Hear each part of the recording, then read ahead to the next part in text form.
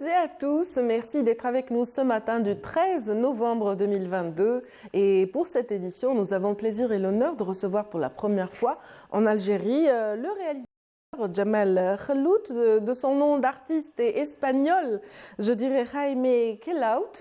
C'est ainsi qu'on le surnomme dans l'émission graphique d'Espagne et même ailleurs. Et donc, il a à son actif plusieurs courts-métrages dont on découvrira ensemble quelques-uns. Donc, on découvrira également l'univers de ce réalisateur très humaniste tout à l'heure avec sa présence parmi nous.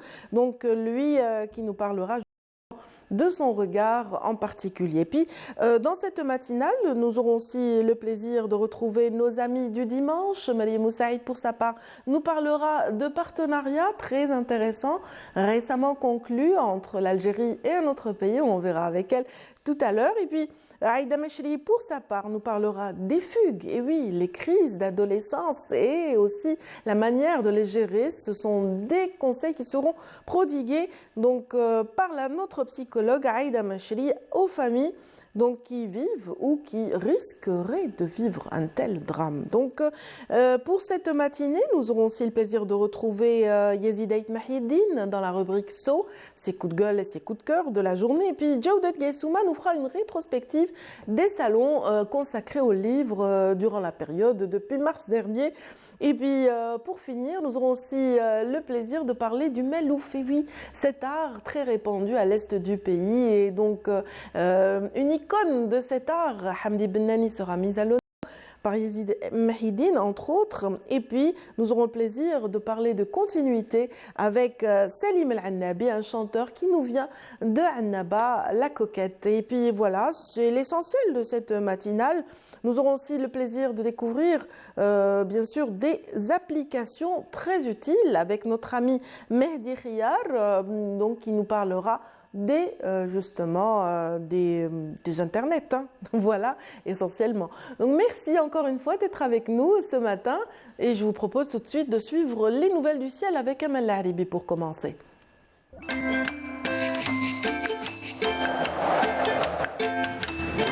La météo vous est présentée par Mobilis. Mobilis, معاً نصنع المستقبل. معاً نصنع المستقبل. Et la météo. Eh ben oui. Oui, pourquoi pas. Okay. La météo de ce matin, on va se concentrer là-dessus. Surtout oui. Mais c'est bien de rêver, hein, d'avenir, de tracer des perspectives. Exactement. D'avoir justement une vision comme ça lointaine de la vie. C'est pas mon cas, mais bon. On va se limiter à nos cartes, s'il vous plaît. C'est mieux, ce matin. c'est mieux, n'est-ce pas? Allons-y. Oui. Bonjour à tous, c'est bon réveil. Eh bien, pour aujourd'hui, excepté de la brume matinale en ce début de matinée près des côtes ouest et centre, eh bien, le ciel restera généralement dégagé avec toutefois quelques passages nuageux durant cette matinée qui peuvent donner quelques pluies, mais vraiment quelques pluies vers l'extrême est. Puis de larges éclaircies devraient percer la journée. La moitié sud de la brume également ce début de matinée vers le Nord Sahara et les Oasis. Puis le ciel restera dégagé à partiellement voilé tout au long de la journée et dégagé partout ailleurs. Les températures, quant à elles, eh bien, elles seront hors saison par endroits. Le minimum cette fois-ci 19 degrés Al-Bayad et Djelfa, 20 degrés Batna, Constantine, 26 Alger, Tiyouzou, Oran également Rolizane, 27 à Tlemcen, 23 degrés à Annaba, au sud 20 degrés à Janet, 25 du côté de Biskra et Lizi, 24 à Tamanrasset, 23 degrés à Gardaya, 22 Béchar, 30 Insalah, 28 degrés à Tindouf, Adrar et le maximum toujours à Borj Beji Mokhtar avec 33 degrés.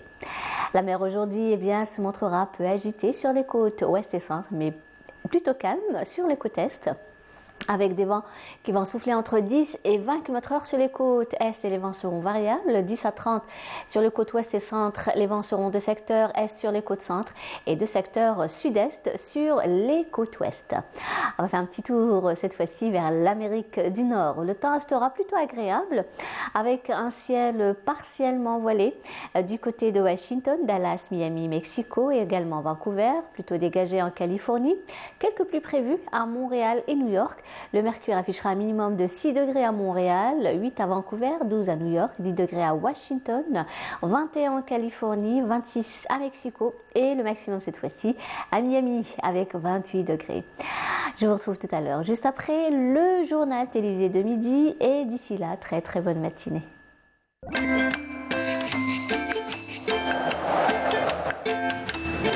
La météo vous est présentée par Mobilis. موبيليس معا نصنع المستقبل. Merci beaucoup, Amel. C'est moi qui vous remercie. On va faire comme si vous étiez surprise là. Ah oui. Que diriez-vous d'une Comme si belle je- chanson? Comme si je ne connaissais pas le titre.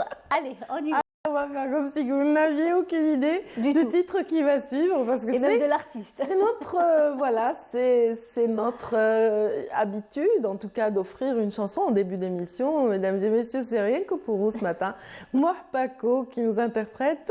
In Algeria. Ah ben vous voyez, elle savait pas Du tout. du tout. J'étais pas au courant. Et une séance de rêve avec moi Paco, nous allons remettre les pieds sur terre et parler justement plutôt de difficultés, de mal-être chez l'enfant qui peut l'amener à un moment ou à un autre à choisir la fugue.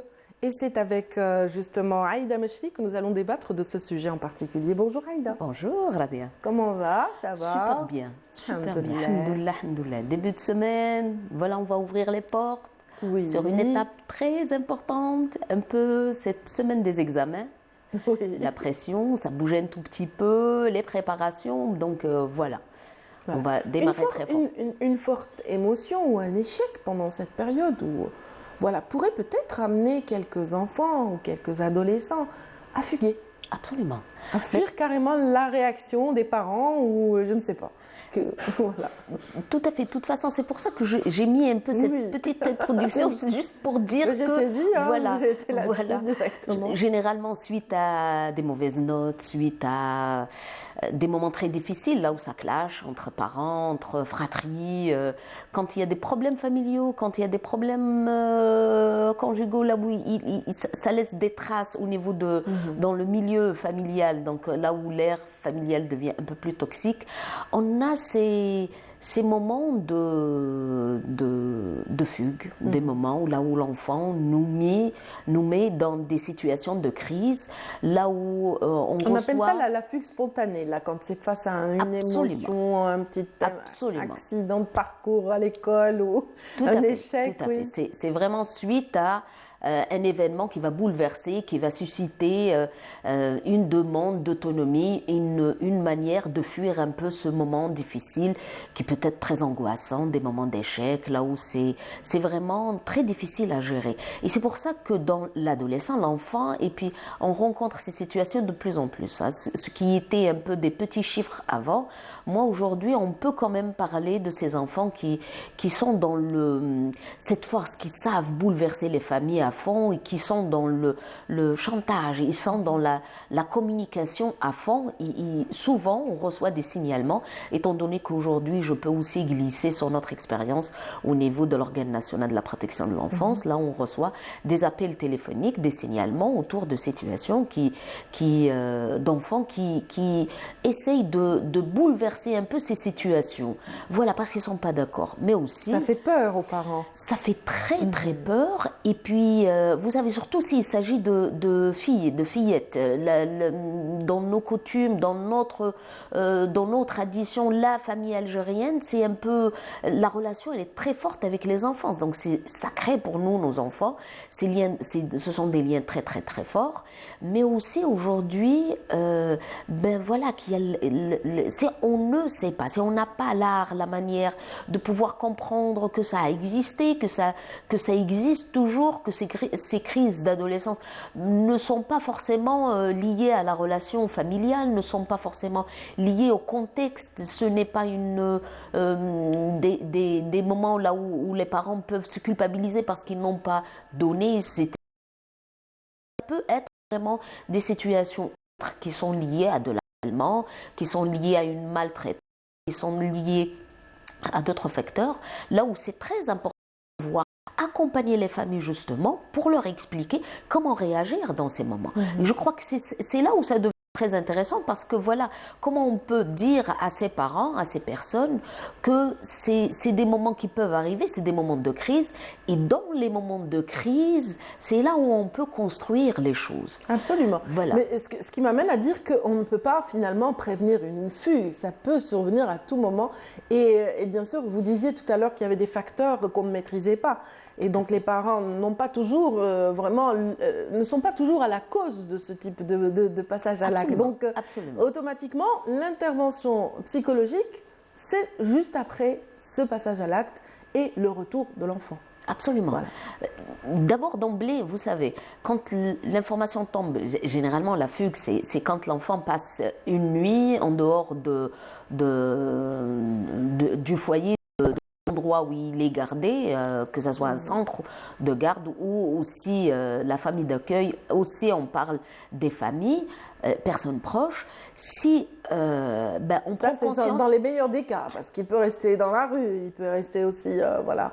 Les garçons, en général, ils choisissent de rester chez leurs amis, dans la rue, avec des groupes qu'on ne connaît pas. Ça veut dire, si on a l'information déjà que l'enfant n'est pas rentré par sa propre volonté, qu'il n'est pas manipulé, qu'il n'y a pas une autre personne qui a introduit, parce que ça, c'est un autre contexte. La première des choses, vous savez, tellement que ça bouleverse un peu les adultes, c'est là où ils perdent un peu le contrôle pour pouvoir vraiment saisir quoi faire dans ces moments. Généralement, je crois que le premier pas, c'est de pouvoir vraiment se ramasser ses émotions. Il faut se prendre en charge rapidement, et je parlerai plutôt aux mamans qui explosent, parce que souvent dans les appels téléphoniques, on a une détresse quand même qui explose, on a une colère des pères qui sont là, ils ne savent pas vraiment comment réagir, et comment vraiment choisir les mots, les émotions, comment canaliser les émotions pour pouvoir vraiment trouver ces bonnes paroles, pour pouvoir vraiment trouver cette sérénité et puis ce calme pour pouvoir cadrer les situations. Il faut vraiment revenir à banaliser ces situations, mais aussi à ne pas diminuer, c'est en prendre en considération. Mais voilà, par étapes, j'imagine. Donc la première étape, c'est le recevoir. C'est savourer les retrouvailles, être dans la joie, j'imagine. Moi, je ne suis pas déjà arrivée à ça. Déjà, contenir un peu contenir les émotions pour lui parler, le chercher.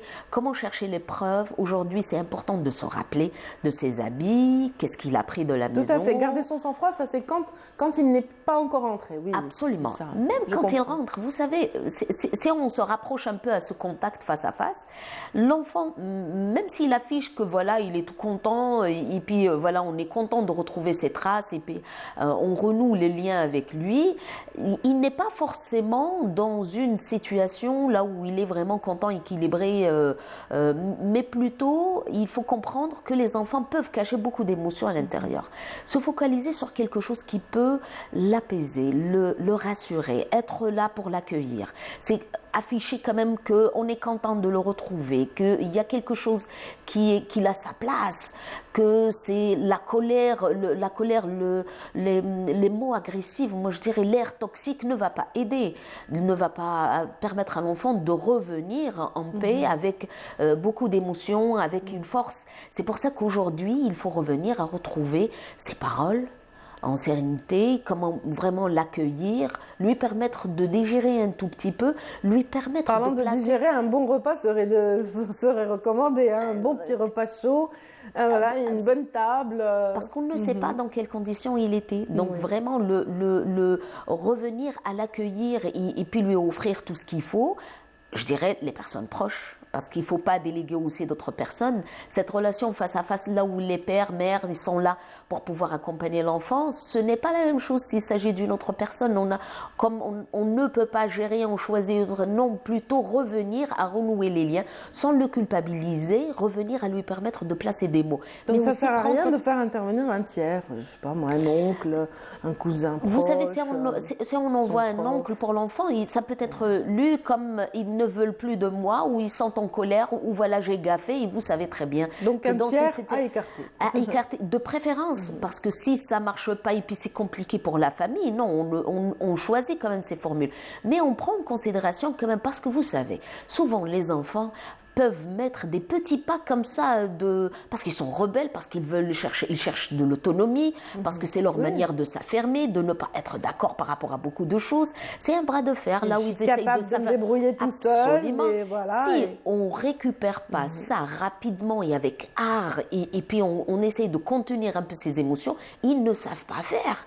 Et on est là pour les cadrer. Ils peuvent se retrouver dans des situations, dans un contexte plus complexe, là où ils peuvent se retrouver avec des personnes, des prédateurs, des personnes qui peuvent les manipuler, là où ils peuvent vraiment faire des passages à l'acte beaucoup plus graves. Aujourd'hui, je souligne un tout petit peu ces menaces de suicide, ces menaces vraiment de toxicomanie, là où ils peuvent consommer, là où ils peuvent... C'est juste pour effacer un contact qu'ils n'ont pas su renouer avec leurs proches. Non, je crois qu'il faut... Un enfant, ça reste un enfant. Les moments de...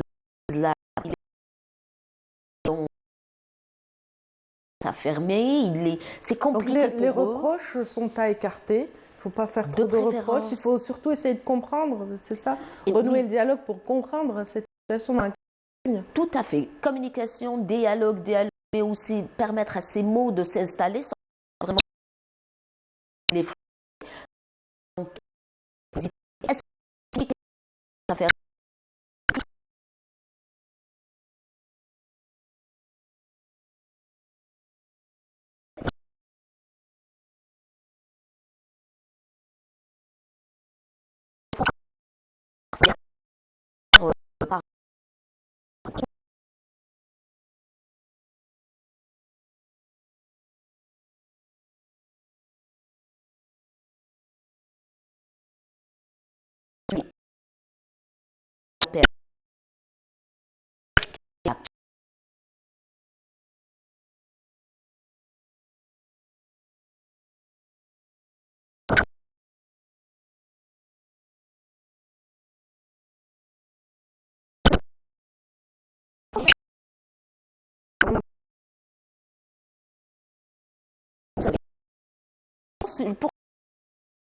pour apaiser les esprits.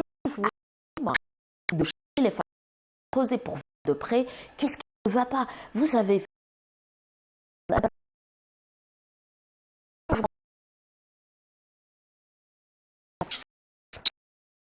il faut qu'on un peu cette parole qui est non dite, mais à travers un acte très fort, ça bouleverse les professionnels, ça bouleverse les familles, ça ne sert absolument à rien. Si lui décroche, ça ne sert absolument à rien d'accrocher encore et de rester comme ça noué sur un passé, mais de plutôt de retravailler un peu ces formules et puis de permettre à nos enfants de parler de ça.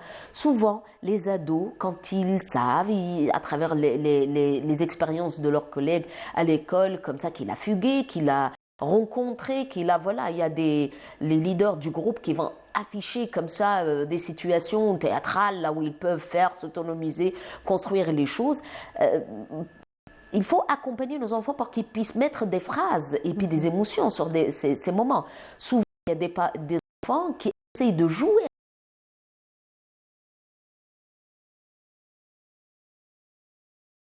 sa grand-mère et puis voilà, ils se retrouvent juste dans la périphérie. Mais c'est juste...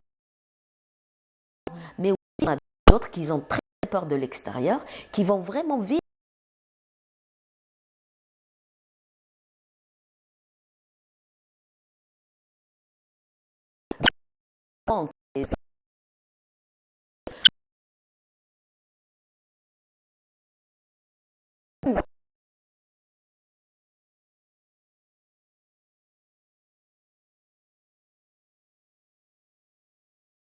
livre.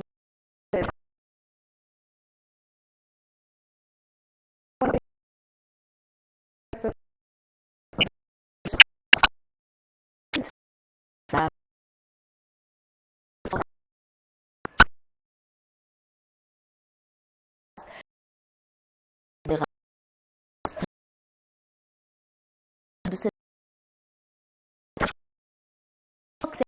là pour retrouver l'équilibre le relais, il ne peut vivre des depuis rituels de pas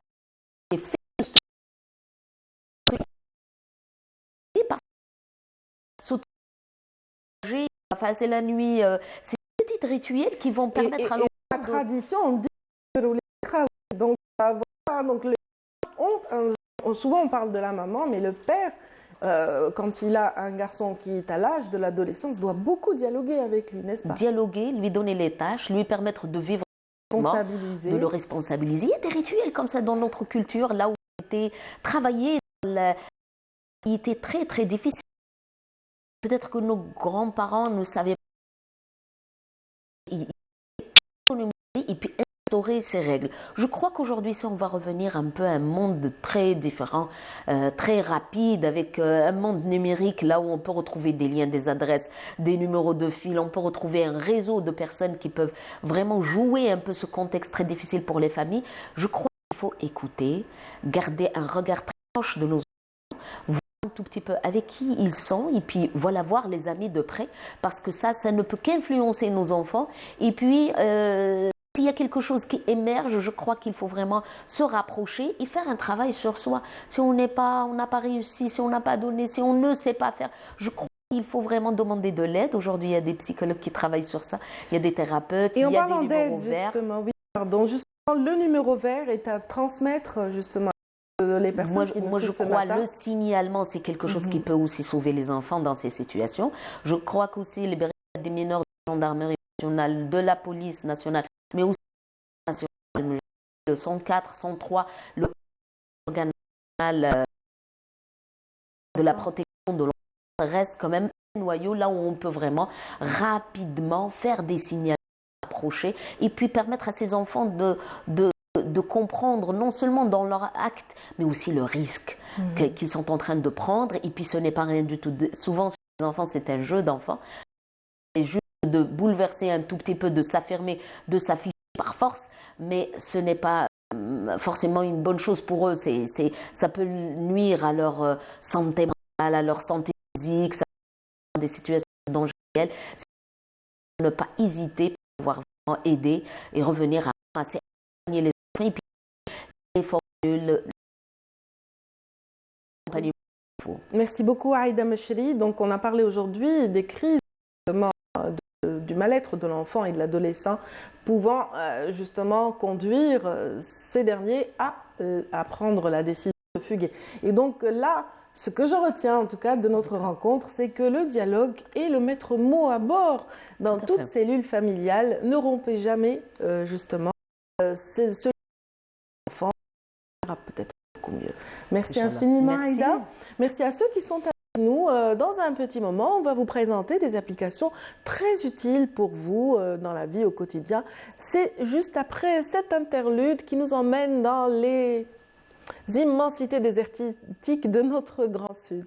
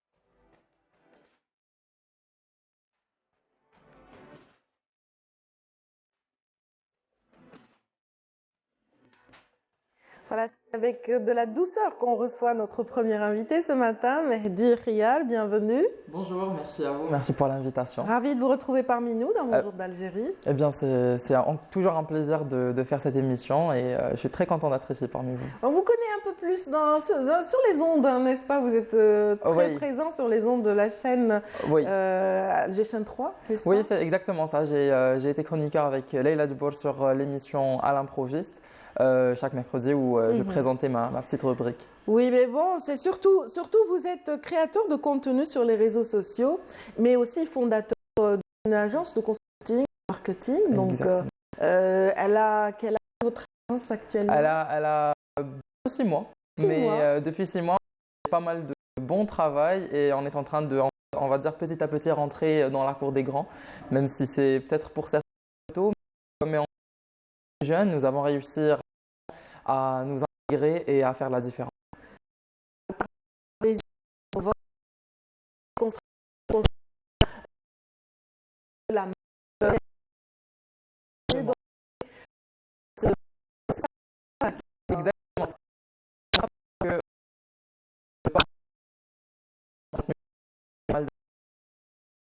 Pas mal de marques. J'ai été en contact avec ma où j'ai pu comprendre, on va dire, le besoin des clients. Aujourd'hui, donc, j'étudie en marketing du distributeur international. Donc, on va dire une équipe qui est apte à faire une stratégie de distribution, qu'elle soit donc au niveau local ou même d'exportation ou d'importation. Donc, nous avons, on va dire, les possibilités et les idées par moment. Et parfois, en passant par des mises à nu très, très constructives, dans la mesure où vous exposez vos difficultés en tant que client, vous exposez vos astuces, vous telle ou telle difficulté. C'est exactement ça, c'est une forme de storytelling où notre communauté, les personnes qui nous suivent et qui nous soutiennent, en fait, ils vont apprendre derrière nous et ils vont se dire si eux aussi ils ont appris à partir de cette expérience, nous aussi on va apprendre et donc ils vont prendre toutes les astuces possibles pour qu'ils puissent soit ne pas faire les mêmes erreurs ou raccourci. C'est ce qu'on va essayer de faire ensemble ce matin, c'est offrir aux téléspectateurs de cette matinée donc des astuces, des applications, des applications qui peut-être faciliter notre vie au quotidien, n'est-ce pas? C'est ce que vous allez essayer de faire. Effectivement. Donc aujourd'hui, je vous ai fait une sélection de 3 applications donc, qui pourraient être utiles au quotidien. Donc j'ai essayé de toucher différentes catégories et nous allons commencer directement avec la première. Alors la première application, c'est l'application Pacer. Donc en fait, c'est une application utile à tous parce qu'elle va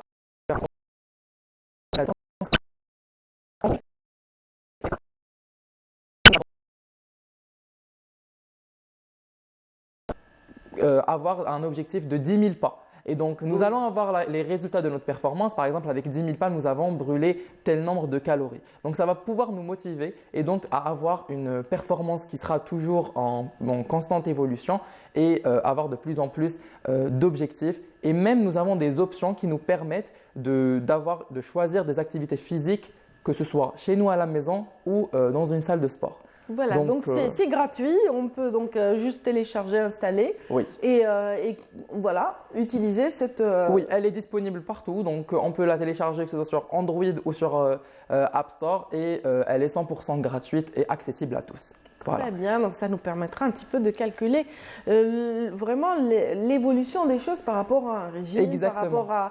voilà, une envie de se surpasser ou juste d'avoir une petite activité parce que souvent voilà, de sortir d'un peu de la sédentarité, je dirais, donc reprendre la marche et voir un petit peu comment évoluer parce qu'il faut aller crescendo quand même. C'est exactement ça parce que souvent on pense que l'activité physique va commencer dès le moment où on va commencer à courir ou faire du footing alors que là on nous demande tout simplement de marcher et à chaque fois essayer de se surpasser. Aujourd'hui on a fait 5 000, demain 10 000, 15 000 et on va commencer à observer que notre performance commence à augmenter, à évoluer et le nombre de calories qui commence à devenir de plus en plus conséquent et par la suite donc développer notre performance à travers d'autres activités disponibles sur l'application. Voilà. Excellent, excellent. Donc là, ça touche vraiment tout le monde. Vous avez bien fait.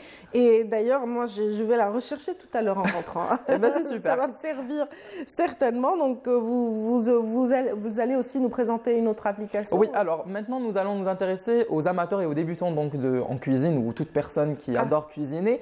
Je pense qu'on connaît tous Walid. Donc, Ah, oui. pour ceux qui ne la connaissent pas, L'incontournable. oui, pour ceux qui ne la connaissent pas, donc c'est une créatrice de contenu et une youtubeuse emblématique ici en Algérie qui donne des recettes faciles et accessibles à toutes les familles. Moi, je ne le savais pas, mais elle avait une application, donc une application qui est gratuite bien évidemment et qui contient plus de 400 recettes qu'on peut consulter sans internet, sans réseau et qui présente donc des recettes de différentes catégories faciles et accessibles à tous. Voilà, on va faire machine arrière et puis dire comment sans Internet.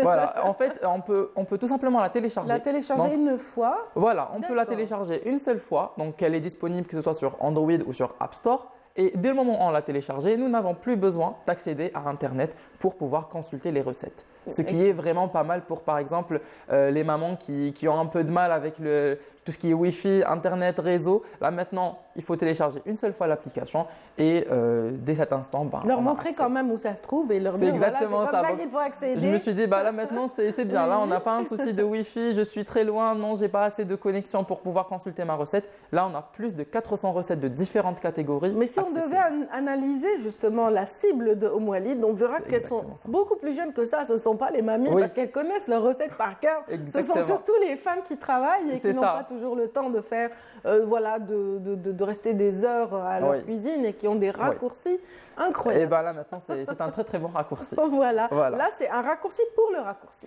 Exactement. Et j'ai du coup un autre raccourci qui est vraiment intéressant et pas mal. Donc pour tous ceux qui adorent faire du shopping, mais aussi faire les bons plans, les bonnes affaires, eh bien j'ai pour vous l'application Gouba. Donc c'est une application qui est 100% algérienne et qui s'est étendue un peu partout là maintenant dans le monde, qui est donc une application de code promo. Goba veut dire dans certaines régions et dans certains milieux, batan. Exactement.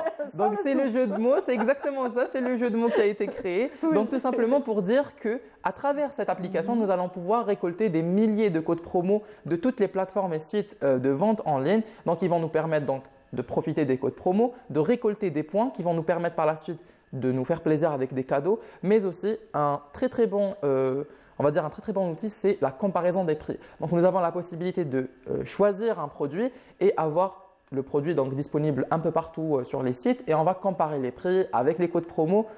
On va certainement avoir le bon prix. Voilà, et faire la bonne D'accord, affaire. ça existe ça. Donc ça Oui. épargne énormément de temps. Hein, C'est l'usager, exactement ça. donc, Et encore une fois, donc c'est on une va pas application. surfer, chercher Exactement. Donc là, nous avons tout sur un un seul site. condensé sur un seul site. Exactement, et par la suite, on peut directement partir sur ce site parce qu'on sait qu'il est sur ce site et donc commander avec le code promo et récolter les points qu'il nous faut. Encore une fois, c'est une application 100% algérienne qui est gratuite et qui est disponible sur tout type de téléphone. Question bête, les points pour quoi faire?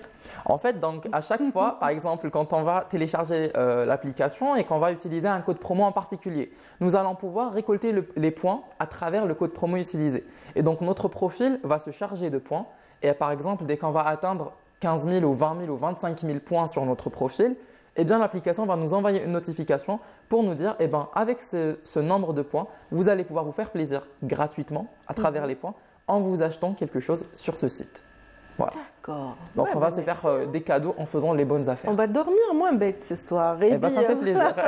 je noterai donc Gouba, Gouba, la Pacer première. et Oumoalid. Pacer.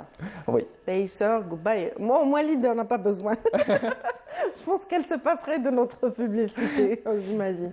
Mais bon, merci en tout cas pour ces Merci choses. à J'en vous. avais d'autres encore? Pour l'instant, j'en Oui. ai sélectionné que 3, mais je Mais pourrais elles sont très utiles, j'ai je vous l'impression. remercie. Et puis voilà, Saver, Gouba. Ça, c'est très bien. Ce sont de très bons raccourcis. Merci beaucoup, Mehdi. Je vous remercie. Voilà, donc là, vous êtes sur le bon chemin, on dira, avec cette bonne équipe de marketeurs. Donc, Franchement, oui, pas mal parce que nous avons commencé il y a 6 mois et on venait tous de finir nos études en marketing donc du distributeur et on s'était tout simplement fixé l'objectif de nous lancer parce que pendant nos 5 ans d'études, nous avons fait pas mal de stages donc dans des entreprises nationales, multinationales et de différents services. Et on s'est dit pourquoi pas nous Oui. lancer. Est-ce que voilà. votre visibilité sur les réseaux sociaux a joué là-dessus? Alors au début, Est-ce que ça a aidé ou pas? ça m'a C'était la aidé au question début. qui me turlutait. Ça m'a aidé au début parce que j'avais quand même une grande communauté, donc plus de 60 000 personnes qui me suivent. Au début, ça m'avait mis en confiance parce que je me suis dit oui, ça va vraiment m'aider et me permettre d'accéder à un marché et d'avoir mes clients. Mais finalement, la plupart de mes clients, je les ai eus à travers un autre réseau que je me suis créé dans le monde professionnel, on va dire, en tant qu'étudiant. Que vous souhaitez davantage que de vous dire voilà, bon vent, Merci bonne beaucoup. chance. Merci Voilà, à vous. et on vous souhaite tout le succès, Inch'Allah. Merci, Inch'Allah. Et on Merci à espère vous. vous revoir très bientôt pour d'autres astuces. Inch'Allah. Merci beaucoup. Inch'Allah. Merci à tous ceux qui nous suivent ce matin. Et on ne les a pas entendus depuis très longtemps. On va écouter tout de suite une chanson signée Caméléon. C'est parti.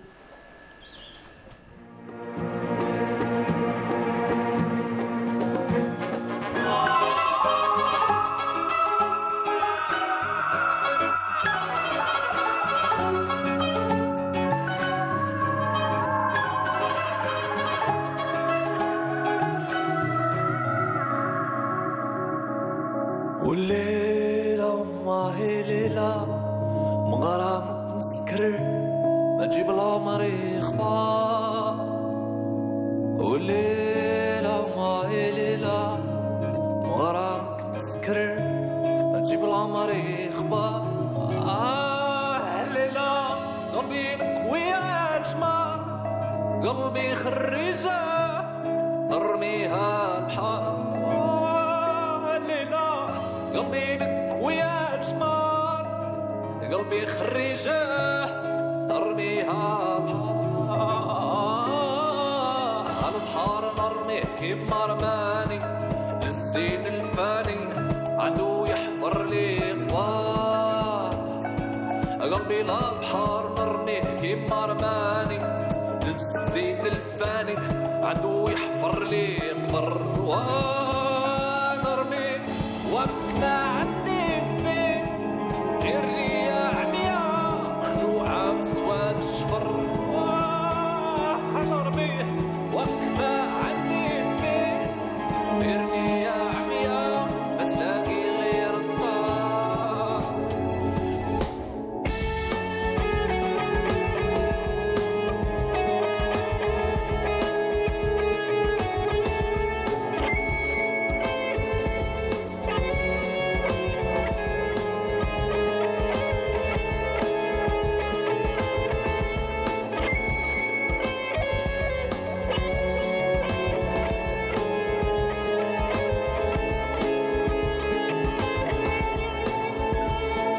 الليلة وما هي ليلة مغرام مسكر أجيب العمر يخبر ليلة قلبي لك ويا جمار خديجة نرميها بحار على البحر نرميه كيف مرماني هو الزين الفاني عدو يحفر لي بر نرميه وكما عندي فيه غير رياح مياه مخلوعة بسواد الشفر نرميه وكما عندي فيه غير رياح مياه ما تلاقي غير الدار ويك نية العمية وساكنة قلبي وخلعات وماش الزين القامة والمظهر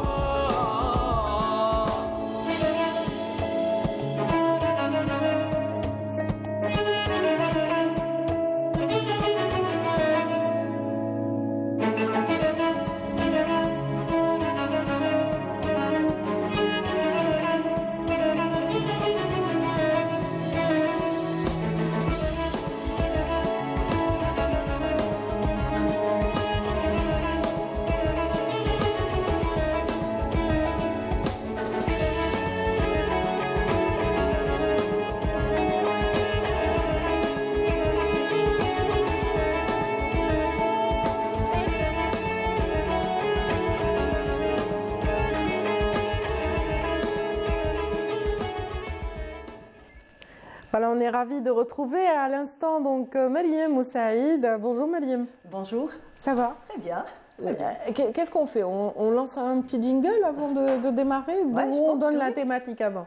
Allez, on va donner la thématique. Allez, on va donner des indices aux téléspectateurs qui sont avec nous parce que d'abord, vous n'êtes pas seul. Oui, exactement. Donc, nous avons le plaisir d'accueillir Monsieur Brahim Boucherb. Donc, vous êtes enseignant, chercheur à l'École supérieure agronomique d'Alger. Et nous allons parler d'un projet, en fait, d'une coopération aujourd'hui. Vous nous en direz un peu plus, donc après le jingle. Ouais. Après ceci, tout à fait. Ah ben le jingle n'est pas là. On va continuer Bonjour comme encore. ça. Bonjour. Directement. Donc, Brahim Boucherb, donc vous êtes là aujourd'hui pour nous parler de la signature d'une coopération algérienne avec des universités estoniennes, donc qui a pour but de l'implantation de l'assurance qualité dans l'enseignement supérieur. Essayez de nous expliquer un petit peu tout ça et surtout nous donner les grandes lignes. Merci de m'avoir invité et de recevoir parmi vous. Je commence d'abord par rectifier la signature de la convention. Il s'agit réellement d'une cérémonie de clôture d'un projet qui a eu lieu depuis 2019, 2020, 2021. On a eu une extension par rapport à la pandémie du Covid-19. Donc on a gagné une année de projet par rapport à la formation des écoles algériennes en coopération avec une université lituanienne, Vitatus Magnus University, et l'université estonienne des sciences. À travers cette coopération, on a incorporé 3 écoles algériennes, 3 écoles supérieures, dont la mienne, l'École nationale supérieure d'agronomie d'Alger, l'École supérieure d'hydraulique de Blida et l'École nationale supérieure de biotechnologie de Constantine. L'idée principale de ce projet, ou l'objectif de ce projet, c'est d'aider ces écoles à travers un processus d'implémentation de l'assurance qualité dans l'enseignement supérieur. Vous savez très bien qu'aujourd'hui, l'assurance qualité est au centre de tous les débats dans l'enseignement supérieur, aussi bien dans l'enseignement supérieur que dans tous les autres domaines d'industrie, d'éducation, de formation.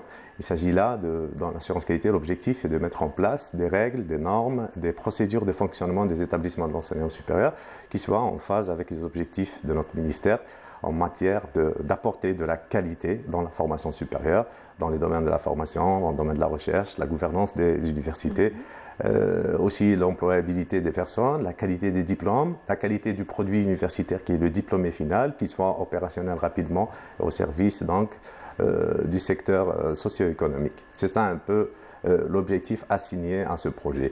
Il consiste globalement à adhérer ces écoles ensemble à travers l'élaboration de nouvelles procédures de fonctionnement qui sont en phase aussi avec les objectifs de notre ministère qui a œuvré à la mise en place de l'assurance qualité dans l'enseignement supérieur à travers des auto-évaluations antérieures de tous les systèmes universitaires qui concernent donc les programmes de formation, les axes de recherche, la manière du management des universités en Algérie, la vie à l'université, la santé, l'égalité, les droits des étudiants. Et au final, l'objectif, c'est de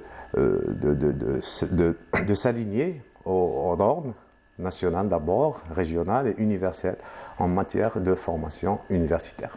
Donc l'École supérieure agronomique a bénéficié donc à travers cette coopération d'un laboratoire de langue donc, qui est destiné que ce soit aux étudiants et aux enseignants aussi, et aussi une serre donc dernière technologie. Oui, en parallèle de la formation des cadres des différentes écoles. L'ensemble des écoles a bénéficié d'une sorte d'aide, d'équipement pédagogique, bien évidemment. Il s'agit pour l'ENSA de s'équiper en serre polyvalente, en serre intelligente, puis aussi avec un laboratoire de langue. Les autres écoles aussi, le NSB et le NSH, ont bénéficié à leur tour de moyens et d'équipements en laboratoire, aussi d'une serre, pour un petit peu amorcer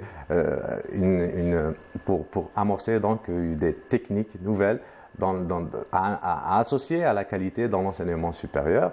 Mais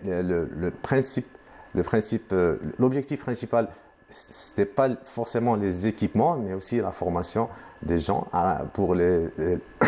sur les normes de qualité universelles, telles que le prescrit, les procédures universelles, la mobilité aussi. Nous avons bénéficié de mobilité. Lors de la période du Covid, on a fait quand même pas mal de formations en ligne. Ça nous a aussi initié à cette technique d'apprentissage, d'échange à travers les visioconférences.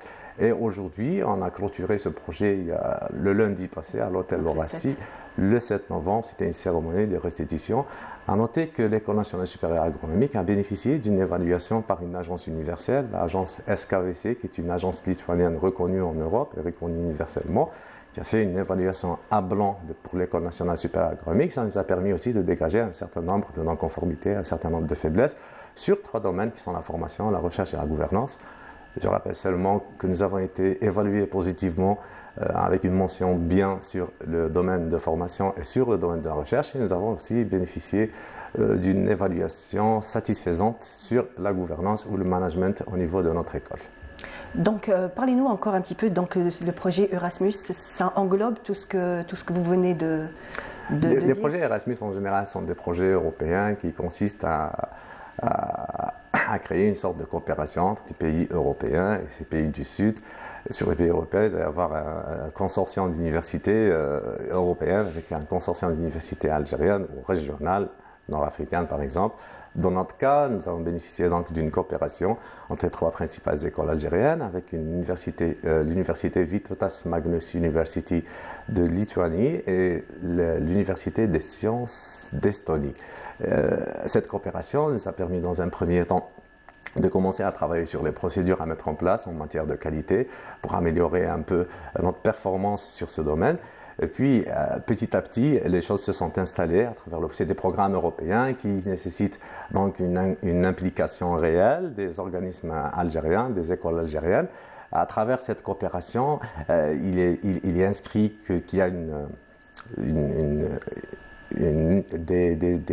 des équipements à mettre en place, mais aussi une formation des formateurs, surtout dans des domaines qui deviennent aujourd'hui importants chez nous et à mettre en place en urgence, notamment l'assurance qualité dans ce domaine qui est l'enseignement supérieur. Voilà, et aussi, parlons aussi surtout de l'université, donc plutôt l'école supérieure d'agronomie. Donc, c'est une université qui est opérationnelle déjà depuis des décennies. Quel est l'apport de cette coopération, on va dire, sur le long terme?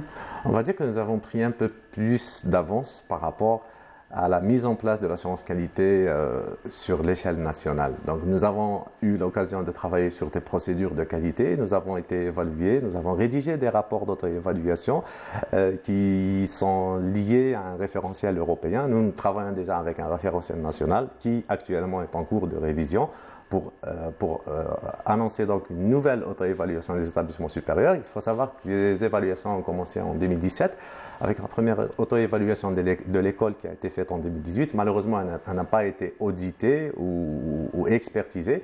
On a eu la chance à travers ce projet d'avoir rédigé une sorte d'auto-évaluation propre à un référentiel européen qui ressemble un peu à l'international, qui ressemble un peu au référentiel national avec quelques différences, bien évidemment, qui sont liées aux spécificités de l'enseignement européen par rapport à l'enseignement local. Et nous avons bénéficié d'une sorte d'auto-évaluation à l'échelle internationale. Et c'est une évaluation à blanc, c'est ni une accréditation ni une certification de l'ENSA, il faut seulement le souligner, mais juste une évaluation à blanc pour qu'on puisse se préparer dans l'avenir à promouvoir ce genre d'évaluation à notre échelle locale nationale. Est-ce qu'on peut dire que ça vient à point nommé dans la mesure où l'Algérie est face justement à des enjeux sur le plan régional aussi international, dans la mesure où ça a été discuté lors de la dernière rencontre, le dernier sommet arabe, la 31e session, et puis aussi à la COP27, on a parlé de sécurité alimentaire et d'évolution de cette sphère justement du monde. Exactement, et parfait, vous tendez un peu la perche par rapport à ça, parce que si on parle aujourd'hui de la formation universitaire, elle doit se plier à certaines exigences et une certaine stratégie nationale qui est un peu la sécurité hydrique, la sécurité alimentaire, en partie aussi la sécurité sanitaire. Vous connaissez ce qui s'est passé à travers les Covid-19. Donc l'assurance qualité a été implémentée déjà dans pas mal de secteurs et elle commence à être implémentée chez nous dans l'enseignement supérieur par rapport à ces exigences de produits formés à la fin qui soient opérationnels rapidement sur le terrain, qui soient détenteurs d'une grande compétence qui pourrait cette compétence pourrait directement devenir opérationnelle dans le secteur socio-professionnel. Vous savez très bien qu'aujourd'hui le produit universitaire ne répond pas forcément à une demande galopante sur certaines compétences bien ciblées. Justement, le rôle de l'assurance qualité au sein de l'enseignement supérieur est aussi en partie doit être conduit dans ce sens, c'est-à-dire revoir un peu les programmes de formation, revoir le produit de formation universitaire. Est-ce qu'il répond aux exigences nationales, à une stratégie nationale, et l'implémentation ici chez nous, elle doit répondre prioritairement aux exigences locales et qu'elles soient aussi en phase avec les grandes stratégies nationales en matière de production d'aliments, en matière de réduction de gaz à effet de serre, en matière d'amélioration des conditions sanitaires. C'est un peu aussi ça l'assurance qualité. Donc un challenge est face à nous parce que comme vous l'avez bien souligné, donc la sécurité alimentaire, il y a énormément de projets qui doivent être mis en place. Donc avoir on va dire des diplômés, des universitaires diplômés prêts directement à porter leur savoir sur le terrain. Effectivement, tout est dans la formation de la matière grise, tout est dans le produit universitaire final. Comment peut-on aujourd'hui le conduire à ce qu'il devienne opérationnel directement sur le terrain et qu'il répond aux exigences universelles dans les secteurs que nous avons cités, mais aussi dans les stratégies, surtout par rapport aux stratégies nationales.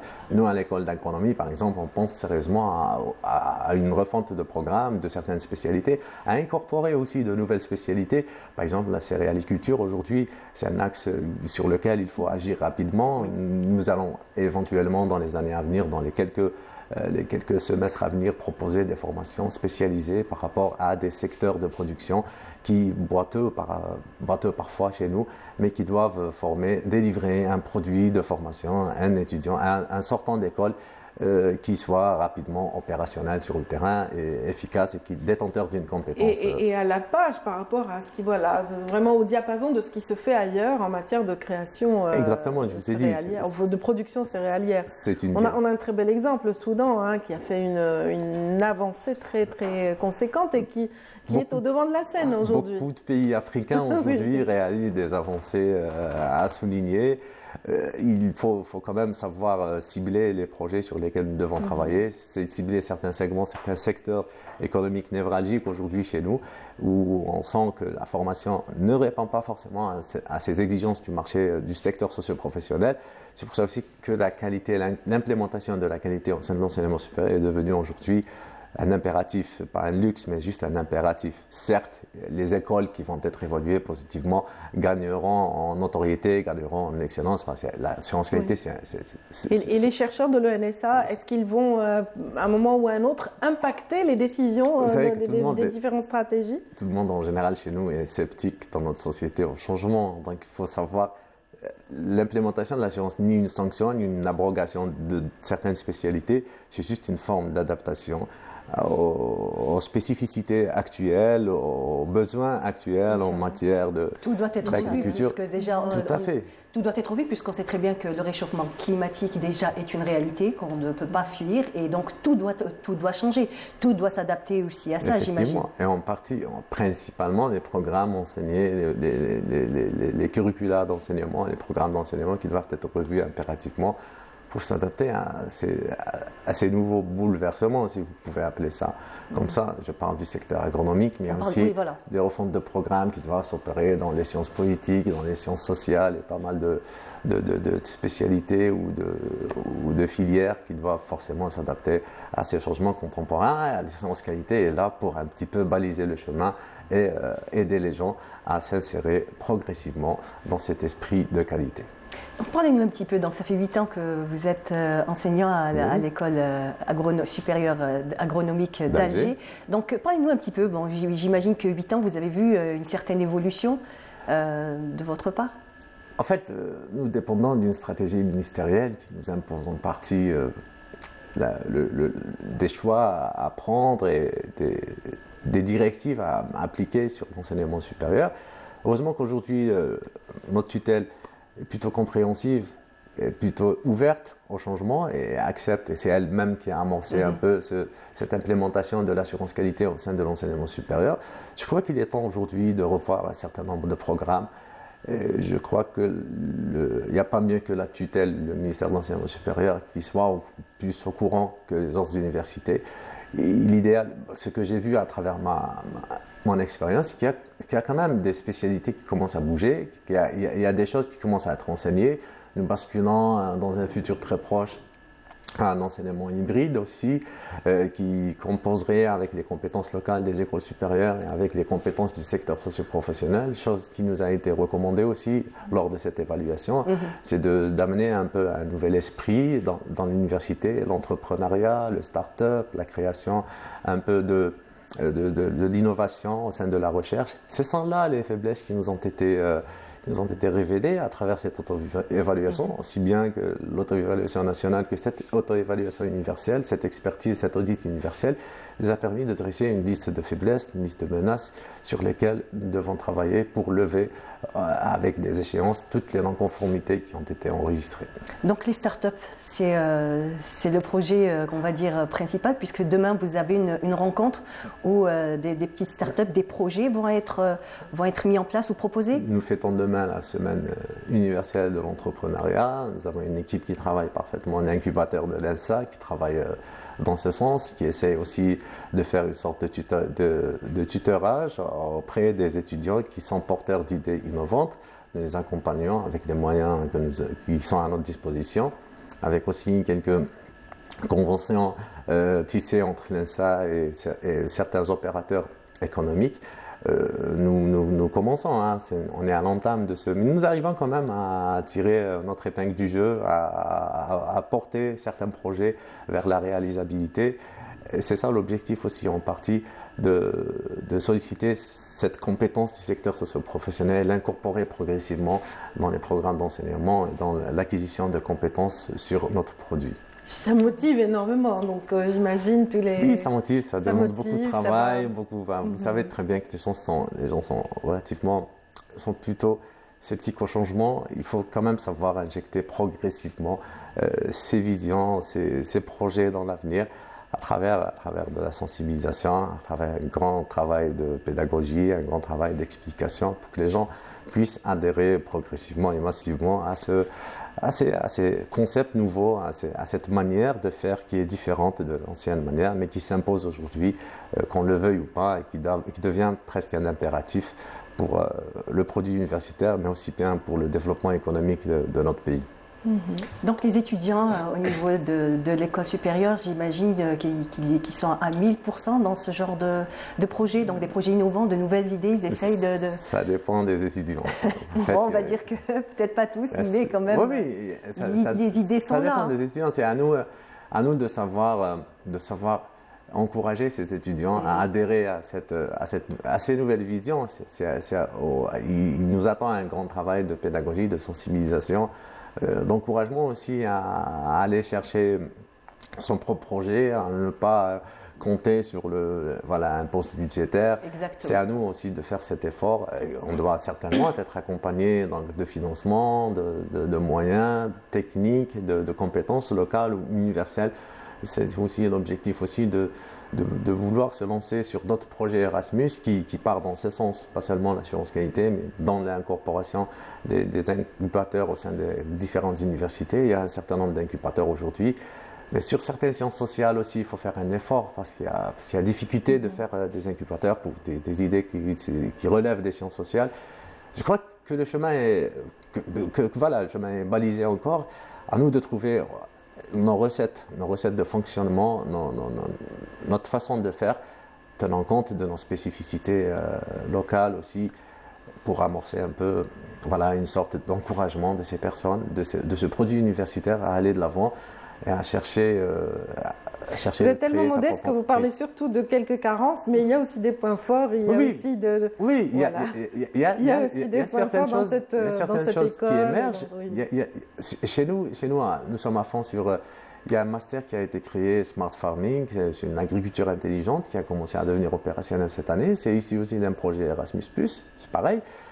Ça a permis la formation de formateurs pour qu'ils puissent transmettre un peu leur savoir et former un produit aujourd'hui qui est en phase avec des avancées technologiques en matière agronomique. Et le Smart Farming, l'agriculture intelligente, c'est une étape et il y en a d'autres qui doivent être accomplies dans le futur.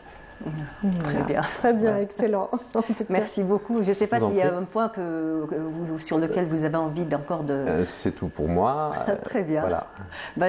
Moi, je vous dis merci d'être venu déjà de nous parler de ce projet. Je vous souhaite bonne continuation. Et surtout, on essaiera de suivre tous ces projets, tous ces incubateurs.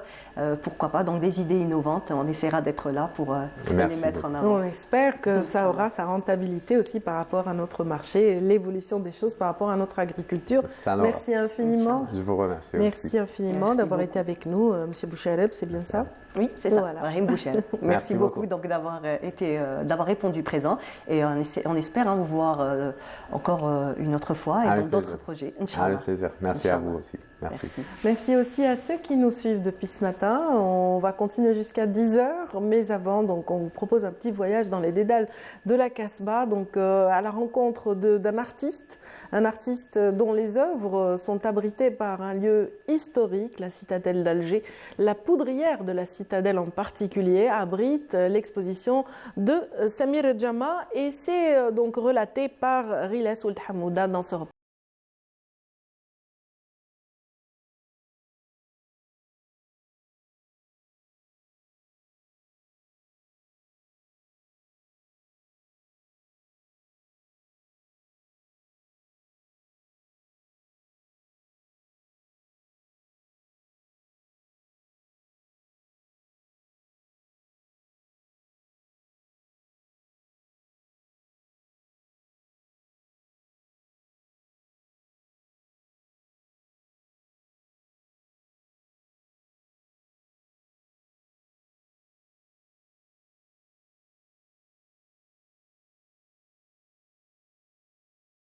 veut aujourd'hui être une exposition itinérante.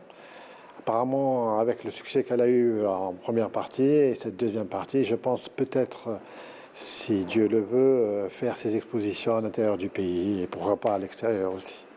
La photographie, c'est un moyen de s'exprimer.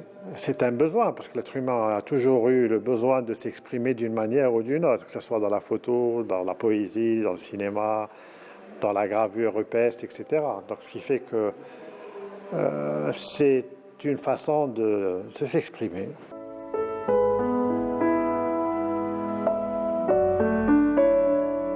Les ruelles de la Casbah sont elles aussi éclairées par l'objectif de Jama. Les photos ont plusieurs portées, en plus de montrer la beauté du patrimoine architectural et humain dont recèle ce lieu historique, elles dévoilent le cheminement personnel de l'artiste dans la découverte de la Casbah et son regard sur cet endroit mythique.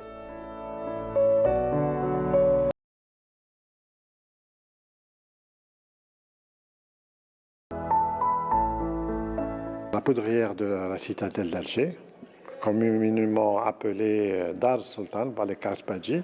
Donc j'ai eu l'honneur de participer à cette exposition photographique qui est suite à celle que j'ai déjà faite au Palais de la Culture. Mais dans ce contexte-là, c'est un contexte un peu atypique. On n'a pas voulu accrocher les photos dans les murs pour ne pas toucher au mur, c'est-à-dire à l'intégrité de la bâtisse. Et bon, c'est un endroit un peu exceptionnel dans le sens où on ressent un peu, c'est chargé d'histoire et d'émotions, etc. Avec un bel éclairage comme vous voyez. Donc sur ma thématique en général, c'est des photos sur le patrimoine algérien que j'ai partagé en 4 ou 5 thématiques, que ce soit la poterie algérienne ou des photos sur la vie quotidienne de la Casbah. Pour Samir Jama, la photographie devient de l'art quand elle dévoile l'âme et révèle l'authenticité du sujet.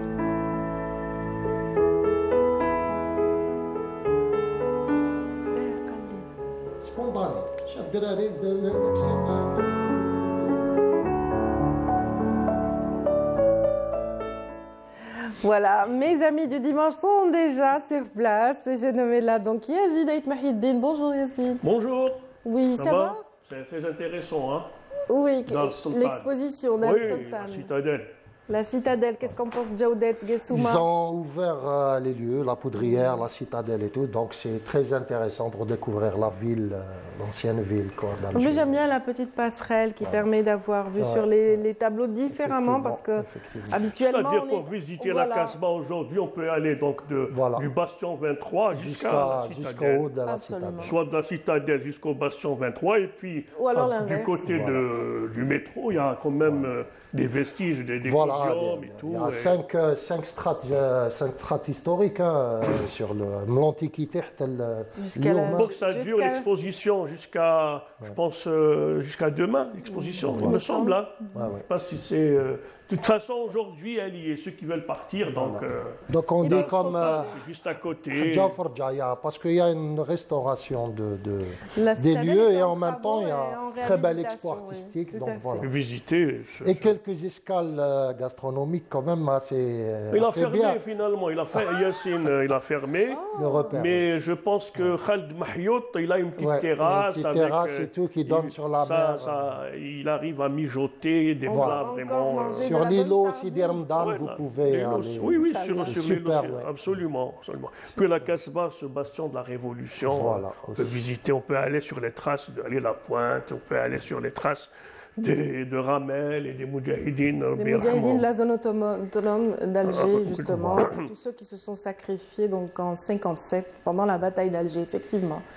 Et donc, voilà, on va parler, donc peut-être on va commencer par Djaoudet. Comme vous voulez, ouais, pas de souci. Comme on a parlé de Moudjahidine, je pense qu'on vient de perdre une icône de cet esprit chigivarien, de cet esprit de militant pour la libération des peuples. En fait, c'est que vous connaissez bien, à qui vous avez réalisé un reportage. Tout à fait, c'était mon témoin sur un document très important qui raconte l'histoire de l'armement et des fabricants d'armes. Il en faisait partie.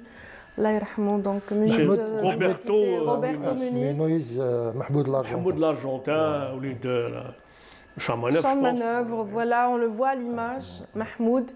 Donc c'était son nom de guerre et il a choisi de continuer donc de vivre dans ce pays qu'il a accueilli à bras ouverts et donc après tant de sacrifices. Il a fait ses 100 ans en fait. Et il a rejoint le FLN en 1959. Oui. Il avait déjà des contacts en 1956 avec les émissaires donc du FLN en Argentine, en Buenos Aires. Et il a participé donc à tout ce mouvement de libération en se consacrant à la fabrication des armes. Donc à tout un travail qu'il a mené pour monter des armes, pour monter des Kalachnikov, pour monter toute une série... des obus, des mitraillettes. D'abord, le premier objet, c'était carrément la grenade. Et ça avait commencé par les grenades. Et après, lui, il a participé à la création des premières mitraillettes algériennes. Donc, rappelons-le, c'était avant l'indépendance. Donc, pendant que... Donc sur le maquis, il y avait cette insistance pour avoir de l'armement et donc tous ces étrangers sont venus chez nous, ont sacrifié donc leur temps, leur santé. Certains sont morts justement dans ces usines clandestines donc de fabrication d'armes pendant les essais, aussi parce que ils étaient dans des lieux confinés, fermés. Pendant très longtemps, donc ça pouvait aussi donner lieu à des dépressions très difficiles. C'était en fait des bases arrières de la révolution algérienne. Ils ont donc ravitaillé les maquis d'armement et de munitions. Comme vous le dites si bien, le président de la République lui a rendu un vibrant hommage, ainsi que le ministère des Moudjahidines. Allah yarham shuhada. Allah yarhamou. Voilà. Allah yarhamou Youssef. J'ai une phrase qui résonne fort dans ma tête. Il me l'avait dit donc pendant le reportage. Il a dit lorsque le FLN m'a contacté, la porte du monde s'est ouverte à moi. Oui, il le dit vraiment des cœurs. Oui, c'est un esprit carrément chigivarien. C'est quelqu'un qui a été l'universalité dans la lutte. Il a épousé une cause quasiment humaine. Plus que, c'est-à-dire typiquement, parce que l'Algérie était quand même capitale des révolutions, même après l'indépendance. Donc c'est important. Oui, si je dis chigivarien, parce qu'il y a eu quand même Frantz Fanon, il y a eu quand même Mustapha Müller, il y a eu tous ces noms qui ont brillé donc, dans le ciel de la dignité humaine. Donc, et Mahmoud l'Argentin faisait partie de ces icônes de la révolution algérienne. Voilà, j'ai oublié mon portable. Vous serez sanctionné à la fin de l'émission. Mais pour dire, pour vous qui êtes dans les bonnes lettres et les bonnes feuilles, Djaoudet, sachez que Muniz aussi, c'était un grand poète. Il était d'une sensibilité extrême.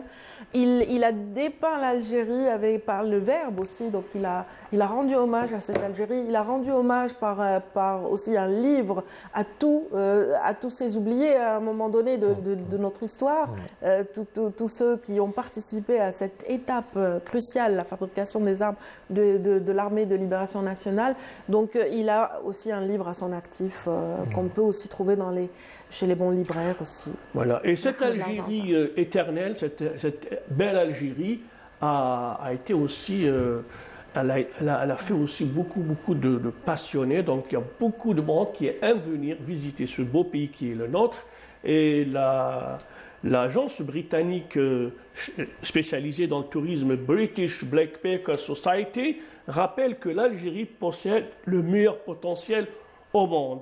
Donc j'ai visité un peu ce site et j'ai réussi à trouver, c'est-à-dire que le responsable de cette agence est venu carrément en Algérie, il s'est rendu à Constantine, il s'est rendu à Timimoun, il a été à Alger, il a été à la Casbah, et là il rappelle un peu ces grandes potentialités, ce pays 4 saisons comme on dit, et carrément il était envoûté par la beauté naturelle d'Algérie, bien qu'il rappelle aussi qu'il faut qu'il y ait quand même sur le plan, par exemple, de l'hôtellerie, de la restauration, etc., il rappelle qu'il faut quand même il y a du travail encore. Absolument. Donc, il rappelle... National Geographic, d'ailleurs, ils ont fait aussi un rendu excellent sur l'Algérie.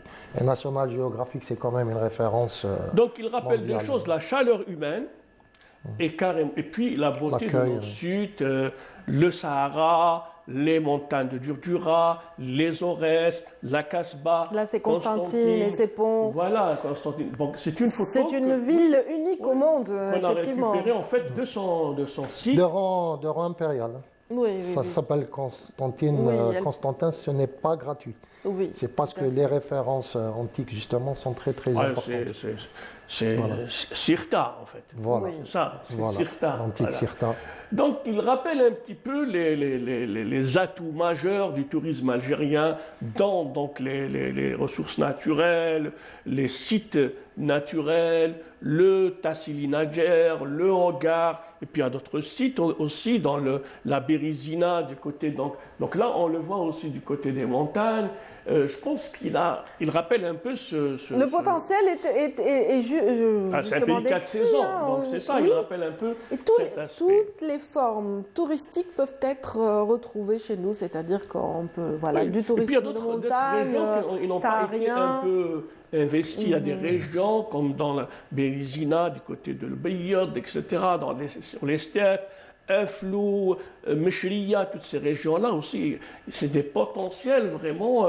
Moi, j'ai été étonnée de découvrir justement cette semaine un voyage proposé par une jeune agence blidéenne, donc qui propose justement un circuit du côté de Brezina et de toute la région stépique, c'est des régions stépiques et tout, il y a un tourisme respectueux de la nature, de l'écotourisme. Il y a aussi ce lieu où il y a eu des traces... Il y a des zones humides, il y a des... traces de dinosaures du côté d'Al-Bayyad, etc. J'étais à Mnéa il n'y a pas très longtemps, en septembre. Il y a des os de dinosaures quasiment dans le musée. Donc, vous les avez. Ça a le Crétacé, plein de vestiges vraiment très importants. Oui, sans oublier aussi les régions de Tindouf, etc., où il y a un patrimoine immatériel inestimable. Et puis, il y a dans la région de Tindouf, il y a quand même des, comment on dit, nayaziques. Il y a des cratères. Il y a des cratères des météorites. Météorites ou astéroïdes. En tout cas, il y a de grands cratères, je les ai vus. Et il y a aussi des espèces de montagnes, j'ai oublié comment on les tabulaires, c'est des plateaux, oui, c'est des choses tabulaires. Ce sont des montagnes. On a l'impression qu'elles ont été faites par la main de l'homme alors qu'elles sont géologiquement... Donc voilà, c'est des lieux à visiter, c'est des lieux à redécouvrir, parce que c'est vrai que le Tassili Nadjer, etc., c'est des musées à ciel ouvert, mais n'empêche, on peut également visiter ces lieux dans le Bérizina, dans ces lieux où il y a des cratères, donc des météorites, etc. C'est quand même... Il y a des paysages lunaires extraordinaires. Des paysages martiens, lunaires, etc. Qui pourraient être vraiment des lieux de tournage de films facilement, franchement. Oui, bien sûr. la guerre des étoiles, tout ça. Et Oui, puis, carrément, un pourquoi film de pas. science-fiction serait un autre Mad Max Made in Algeria, ce serait franchement faisable chez nous, effectivement. Donc, oui. Bon, et puis, il y a miam. Les premières amours de Elle a M. Vaga. Yazidet Et la Mehidine vaga, ça ne manque pas. dans la ici. gastronomie. Miam. Il fait le tour du monde de tous les plats, lui.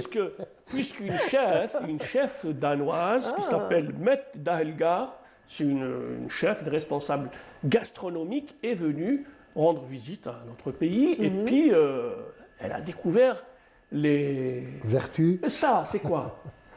Ah, ça, Morjan, non? C'est quoi? Sforgel, non. Non. C'est de la tomate karekou.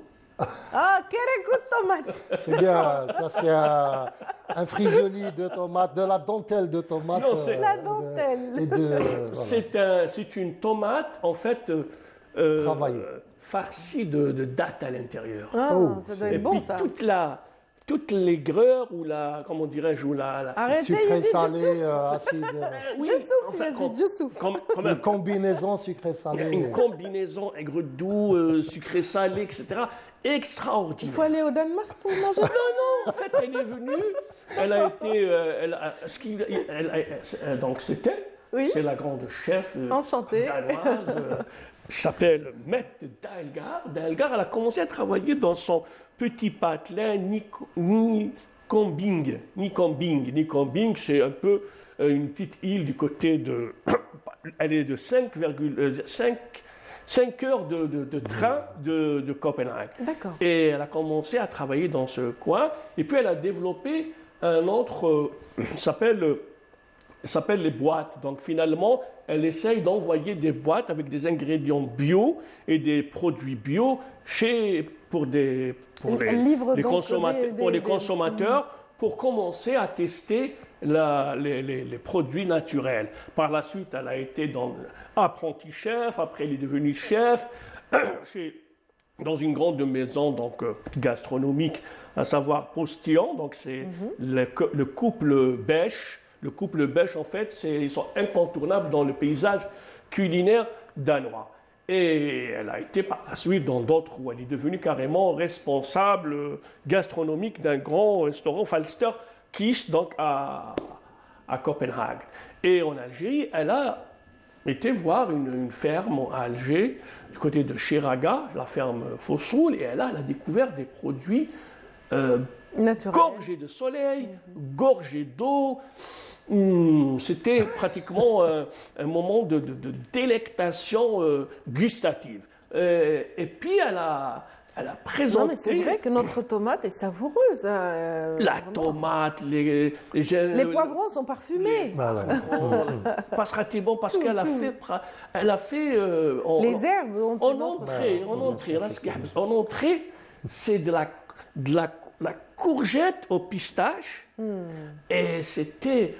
Puis la présentation, la courgette...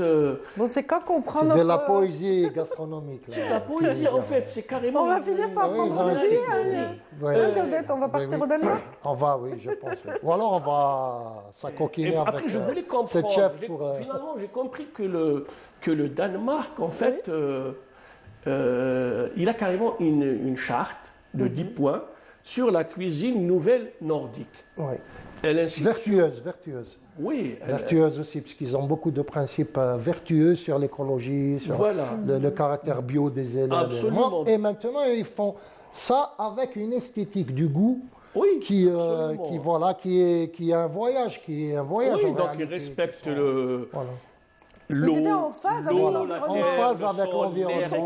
avec l'environnement, c'est un petit peu dans leurs racines. Oui, c'est un rapport viscéral avec la terre et avec les produits du terroir. Et puis, ils essayent de rapprocher les fermes avec les restaurants, avec les clients. Donc, du coup, toute cette chaîne alimentaire... Des circuits courts qui oui, sont la chaîne encouragés. alimentaire respectera l'aspect diététique, l'aspect sanitaire, puis le goût. Arrêtez, Yazid, je souffre. Entre la courgette au pistache et le caracote à la tomate. Et puis le le jus de concombre. Oh mon Dieu. Je pensais que c'était un mojito. D'accord, c'était Et finalement, concombre. c'était le jus de concombre, finalement, Winnie Ben, le mojito. D'accord. Oui, c'était vraiment quelque chose d'extraordinaire. C'est rafraîchissant. C'est rafraîchissant. Et puis, il y aura des you-you gustatifs, en fait, à Là, l'intérieur. Yazid. En fait, c'est un respect de l'humain, de la santé, de l'environnement. Et puis, ça rentre dans le cadre des objectifs du développement durable du millénaire que les Nations Unies ont tracés.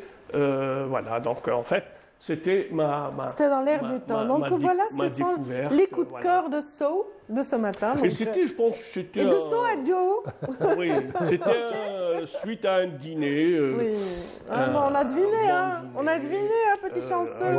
Merci donc, Vanessa Vegas Johannes. Hein? Là, c'est le J'ai droit à mon jingle ou... Je ne sais pas. On y va, en effet, on y va.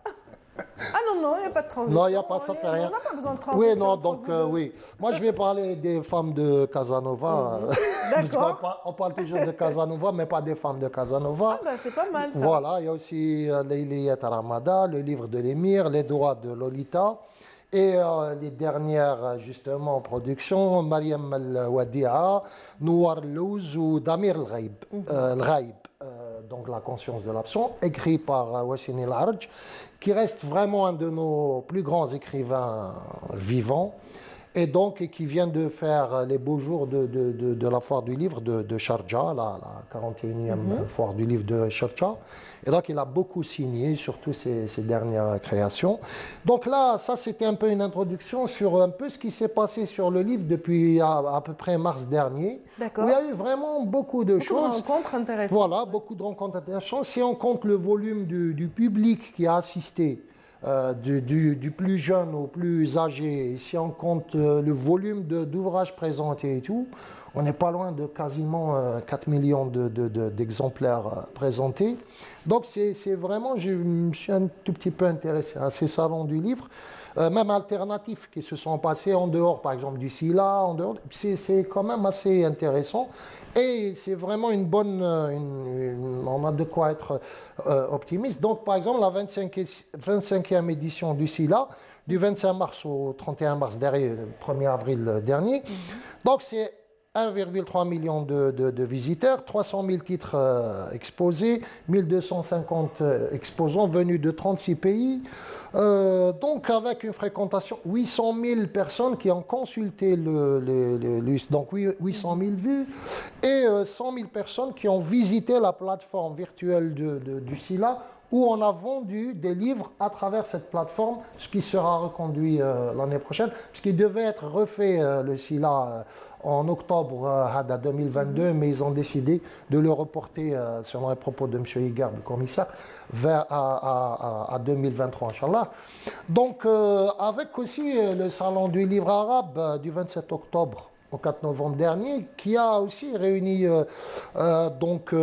plusieurs maisons d'édition avec donc 15 000 titres présentés, plusieurs pays donc arabes sous le patronage de Madame la ministre Soria Mouloudji, de la culture et des arts, donc des arts, donc avec beaucoup d'écrivains. On a eu donc honneur aux dames, donc Mariam Gamache, Mel Mehdi, Malika Chitour Dawadi, qui ont présenté, qui ont beaucoup signé. Ça a été très fréquenté. Et aussi après les salons du livre alternatif, entre Haïtimni en mars dernier, le salon le deuxième en date, ensuite les salons de Boudjima qui ont fait beaucoup d'émules, parce qu'il y a eu d'abord le salon du livre, ensuite dernièrement, là c'était le 5 et le 6 novembre, un salon du livre jeunesse et enfance et jeunesse qui a énormément à la bibliothèque communale Mouhia, qui a vraiment fait beaucoup de public. Il y avait aussi le salon du livre de Chlef, qui a réuni beaucoup de gens à la Maison de la Culture de Chlef, du 18 au 21 mai donc 2022, et qui a réuni énormément de public. Et là, dernièrement, il y a eu un salon de du livre et des arts. Donc aussi à bibliothèque, enfin là au centre culturel, avec des opérateurs et beaucoup de participants, voilà, une maison d'édition.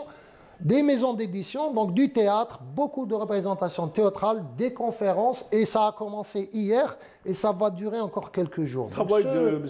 Achira qu'on avait reçu. Voilà, donc c'est avec toutes les grandes maisons d'édition. Là, ce qu'il y a de bien maintenant, c'est que même dans ces salons du livre alternatifs ou ces salons d'art, les grandes maisons d'édition s'investissent. Donc vous avez Chiab, Casbah, Apik, toutes ces grandes Houma, Media Plus, Barzakh, tout ça, ils commencent à investir ces salons et c'est très important parce que ça donne, vous savez, c'est formidable d'avoir des projections de films et aussi d'avoir des conférences avec les écrivains.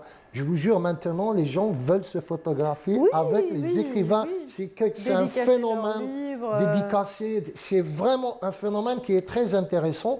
Donc là aussi, du 17 au 20 octobre, pour la célébration, la commémoration plutôt du 17 octobre, du 17 au 20 octobre, il y avait un grand salon à Sétif, donc Sétif, Chlef, Boudjiba, Etini, etc. Mostagalem, il y a le sous-sol. C'est un café littéraire vraiment très très intéressant. Voilà, donc même à Oran, vous avez des cafés littéraires qui avec Leila Tensi. À Béjaïa, il y a beaucoup de choses. Le passage de Yasmina Khadra était spectaculaire. Oui, non, mais ça, c'est une salle comble. C'est une salle comble, Yasmina Khadra, il y a plein d'écrivains qui sont vraiment très. Le lectorat fait un bon. Oui, c'est des phénomènes qui existent. J'étais un peu au salon du livre, par exemple, au SILA. Je vous assure, il y a des gens qui veulent se photographier avec vous et des gens qui sont contents de se faire dédicacer. Nous avions travaillé sur le fait livre et moi j'avais animé des ateliers d'écriture et non pas de dessin, de choses qui étaient plutôt classiques. Et je peux vous assurer qu'il y avait beaucoup de présence dans les ateliers d'écriture avec un sens de l'imagination assez fécond. Et on parle de dinosaures, de science-fiction, de choses réelles, c'est-à-dire réalistes et tout. Et donc, avec tous ces encouragements, je pense que cette énergie, ça va faire beaucoup de temps. Invitation ouverte à tout le monde. Allez, 2023 augure de beaux jours aussi pour le livre. Moi, j'ai eu mal à cause du livre. Hein. Pourquoi? Parce que avant-hier, j'allais mettre le livre de Frantz Fanon. Le grand livre là, le palais de Frantz Fanon, donc toutes les œuvres de Frantz Fanon, j'allais les arranger dans un coin, dans la bibliothèque. Et puis j'avais oublié que j'avais une statuette africaine. Et là, bon. Voilà. Ah oui, donc c'est vrai. D'accord. C'est la bosse de Non, n'oubliez pas. C'est le meilleur compagnon, Khairou Jalis. Donc le livre vraiment à encourager encore et encore parce que ça vraiment il y a un public et voilà la réconciliation, la passerelle entre les deux est très importante.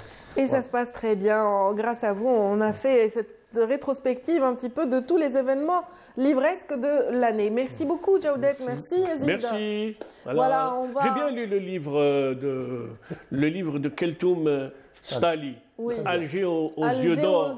Vraiment, il faut le lire. Hein. À lire, ok. Oui, il faut le lire. Vraiment, un livre tout en poésie. Hein, c'est une démarche très originale. Oui. Ben, j'espère que j'aurai l'occasion de découvrir, ainsi que les téléspectateurs qui nous suivent depuis ce matin, à qui on a annoncé le passage parmi nous d'un artiste qui nous vient d'Espagne, un Algérien qui évolue là-bas dans le domaine cinématographique et qui arrive tout de suite après cet hommage rendu par Sofia Chouban à Youssef Chahine, un monstre du cinéma arabe.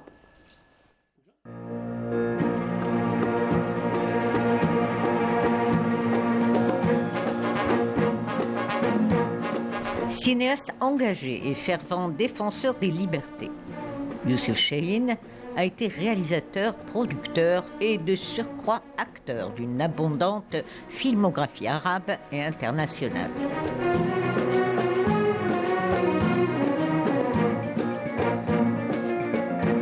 Né à Alexandrie en 1926, Chahine part étudier le 7e art en Amérique. De retour, dans son pays. Il s'engage à produire des films aux thèmes variés, dont la toile de fond sera l'injustice et la corruption.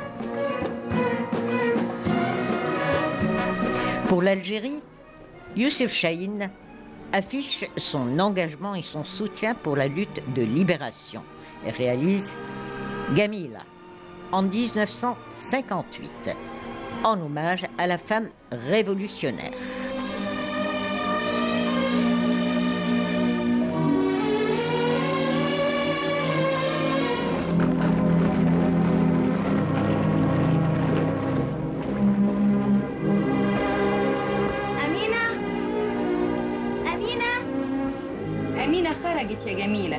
Ce film fait partie du top des 100 premiers films de l'histoire du cinéma égyptien. De son vivant, ce monument du 7e art du pays des pharaons n'a jamais cessé de fixer son regard sur l'Algérie et produit à nouveau en 1976 Le Retour de l'enfant prodigue, où il donne à Sidalé Kuiret un rôle clé dans ce long métrage, une coproduction algéro-égyptienne. لكن الشارع لمين؟ الشارع لنا الشارع لنا احنا لوحدنا الناس التانيين دول مش مننا. Le cinéma, pour Youssef Chahine, est un combat contre toute forme d'oppression et de dictature.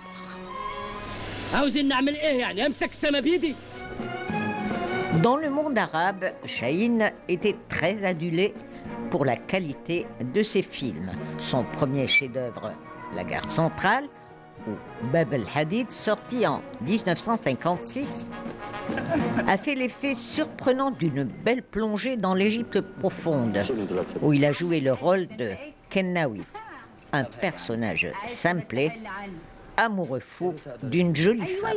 اشتغلي انا كنت عايز اقول لك انه انا بدي افهم بس انت قاطرني ليه معايا كلمتين وفر كاتمين على قلبي اسمعي مني هسمع من هنا وهسيب من هنا زي بعض بس قول طب قول.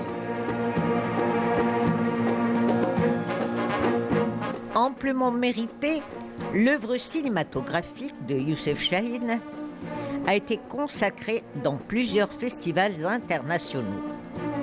En 1970 à Carthage, en 1979 à Berlin, en 1999 à Venise, en 2007 à Dubaï et dans le pays de l'Hexagone.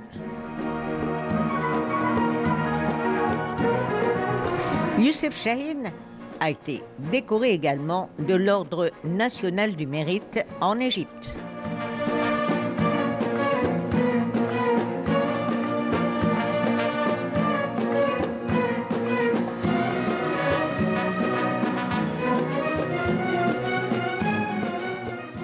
C'est là le portrait de Youssef Chahine, signé Sophia Chouban, ce grand homme, ce monstre du cinéma arabe, justement.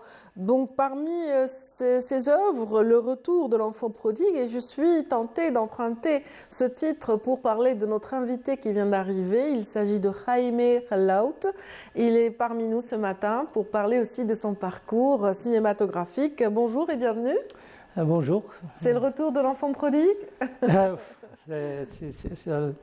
Moi, la vérité, je ne suis pas au niveau de...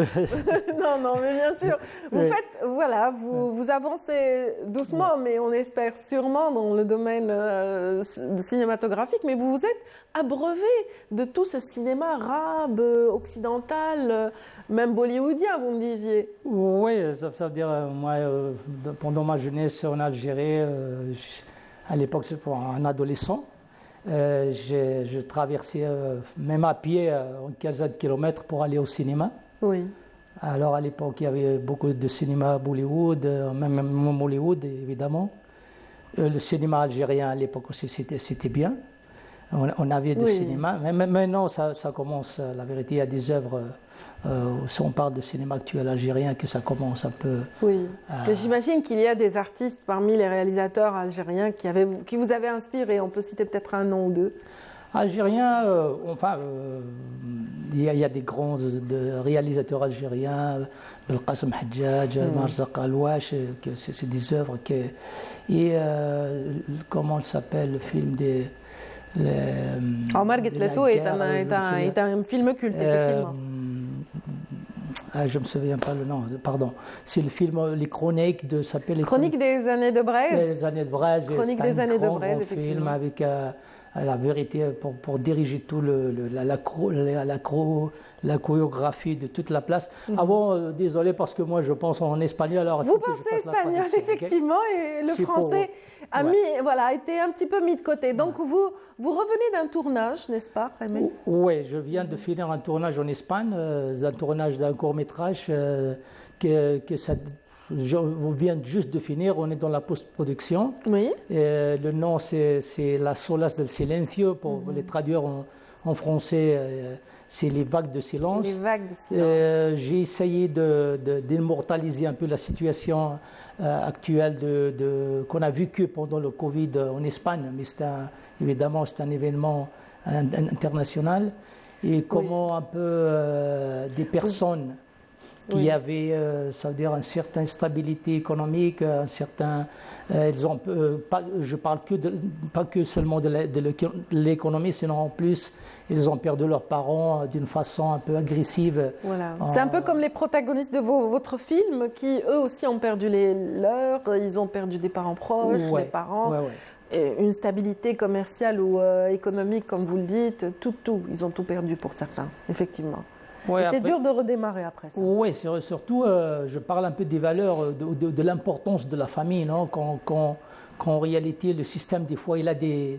je parle un peu du système, une critique au système, mais il n'est pas parfait, le système. Des fois, il ne sait pas distinguer entre des cas et des cas, parce qu'il y a des cas spéciaux, non? Oui. Alors, des fois, quand tu tombes dans cette malchance... et le système te donne le dos, et ta personne à côté, et la famille aussi, alors c'est dur. Oui, en tout cas, Voyage sans valise est un film qui a marqué par son passage donc, dans les différents festivals et dans les différentes instances cinématographiques en Espagne et même ailleurs, vous l'avez présenté. Et donc, c'est aussi ce regard très humaniste porté sur un moment crucial de la vie, le moment de trépasser. Oui, en plus c'est inspiré dans des effets réels, à l'époque quand je me suis inspiré d'écrire l'histoire. Et après, c'est vrai, tu fais une petite réflexion sur cette vie, non? On est là, mais pas pour deux mois. On n'est rien, on n'est pas immortel. C'est pour cela, c'est pas la peine de préparer les valises quand le jour-là il arrive. Alors, c'est un film un peu, c'est de drama évidemment. Mais des fois aussi, ça te fait réflexionner sur notre vie. C'est-à-dire, oui, c'est vrai que c'est un court-métrage, un moyen-métrage. Il fait 25 minutes, je crois. Voilà, mais vous y avez mis énormément d'images. Vous avez injecté énormément d'images, énormément d'effets spéciaux, énormément de rêves, je dirais, dans ce film. Oui, il y a beaucoup de scènes oniriques. J'aime bien jouer avec ça en général. J'aime bien. Ça veut dire un peu mon style. Je préfère, mais le problème de 3D, c'est cher, c'est trop cher. Alors avec des budgets un peu limités pour les courts-métrages, c'est pas facile de les faire. Tout à fait, mais vous avez quand même relevé le défi, vous avez essayé de faire du mieux que vous puissiez, donc voilà. Donc, et c'est né, donc ce film Voyage sans valise, très poignant, très émouvant aussi, on dira. Et ça raconte l'histoire d'un jeune homme qui est à la fin de sa vie et qui voit justement ce point crucial où il faut vraiment quitter ce monde. Ouais, le point crucial, quand il arrive le moment, comment affronter le dernier moment de ta vie. Non? Des fois, j'y pense, non? Je m'a fait une réflexion, même quand j'ai écrit le film, à quoi tu penses, non? Les derniers moments de ta vie, s'il te donne... et quelques minutes, ils te disent « Ok, allez, vas-y, maintenant, il faut regrouper toutes tes pensées dans 3 secondes. Qu'est-ce que tu vas penser? Exercice difficile. En tout cas, l'exercice de l'écriture donc, est à votre portée. Vous êtes scénariste, réalisateur. Vous avez fait vos études autant en Espagne qu'aux États-Unis, donc dans le domaine du cinéma. Et vous avez donc, vous vous êtes lancé surtout dans les courts-métrages. Mais vous avez à votre actif 2 scénarios déjà prêts pour des longs-métrages, n'est-ce pas? Oui, c'est des scénarios. Mais après, j'ai fait encore j'ai travaillé, j'ai écrit un autre film pour juste préciser. Oui. C'est une adaptation. C'est la première fois que je fais une adaptation d'un livre pour une personne.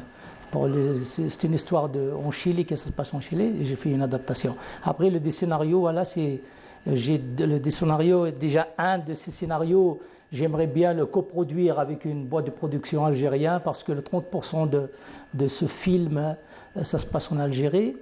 Et c'est un film aussi humaniste, comme on dit là. Oui. Dans ce film, je vais mettre en considération un peu comment le 3e âge, notre grand-père, à l'époque, c'était le chef de la table quand on s'assoit. Oui. Mais non, surtout en Europe, les valeurs, elles ont vraiment isolé. Les émigrés ont une autre vie quand ils arrivent justement en Occident. Et ils laissent tout ça, ce patriarcat qui était imposant, etc. Et ils sont confrontés aussi à la réalité du cosmopolite dans ces milieux. Donc, c'est qu'ils sont très cosmopolites. On a de toutes les races. Ouais. De toutes les nations. C'est ça. Là, on voit une très belle image de votre dernier tournage, il me semble, non? C'est le dernier tournage? C'est le tournage le dernier court-métrage Les Vagues de Silence, qui est bientôt, on est là en post-production. Peut-être en janvier, à la fin de janvier, on va faire l'avant-première en Espagne dans une salle.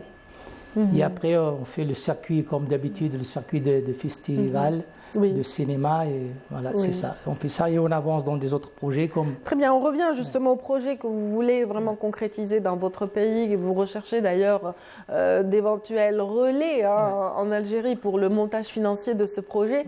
Et il raconte justement l'histoire de la tolérance, d'une tolérance, de l'acceptation de l'autre. C'est très humaniste. Oui, de la diversité. Ça veut dire comment la situation, des fois, ce gars-là, quand il perd, c'est quelqu'un qui a 80 ans. Il a vécu une vie toute sa vie avec sa femme heureuse. Il n'était pas au courant de son entourage. Mais quand il perd sa femme, elle reste tout seule là. Après, elle rentre dans la solitude. Après, il essaie de s'en sortir. Mais quand elle s'en sort, le premier voisin, à l'époque, c'était une vieille femme. C'est plus la vieille femme. Maintenant, c'est une fille africaine. Après, quand on va chez le commerçant, c'est plus le commerçant de l'habitude, c'est Jamal, c'est moi. C'est un Algérien. C'est un Algérien. Oui. En plus, après, on parle un peu de l'amitié, de la diversité. Et de 2 cm et demi. Oui, 2 cm. C'est ça qui m'a intrigué, moi, 2 cm et demi, l'histoire de 2 cm. C'est en fait la longueur qu'on perd quand on devient vieux. Ouais. Et en fait, on ne perd pas que des centimètres, on perd beaucoup de choses quand on devient vieux. Et c'est ce que vous essayez de rassembler dans cette œuvre cinématographique, on espère en tout cas, qui sera... C'est un peu la métaphorique, non? C'est de 2 cm et demi quand le protagoniste, le personnage, il était un peu obsessionné par sa taille, non?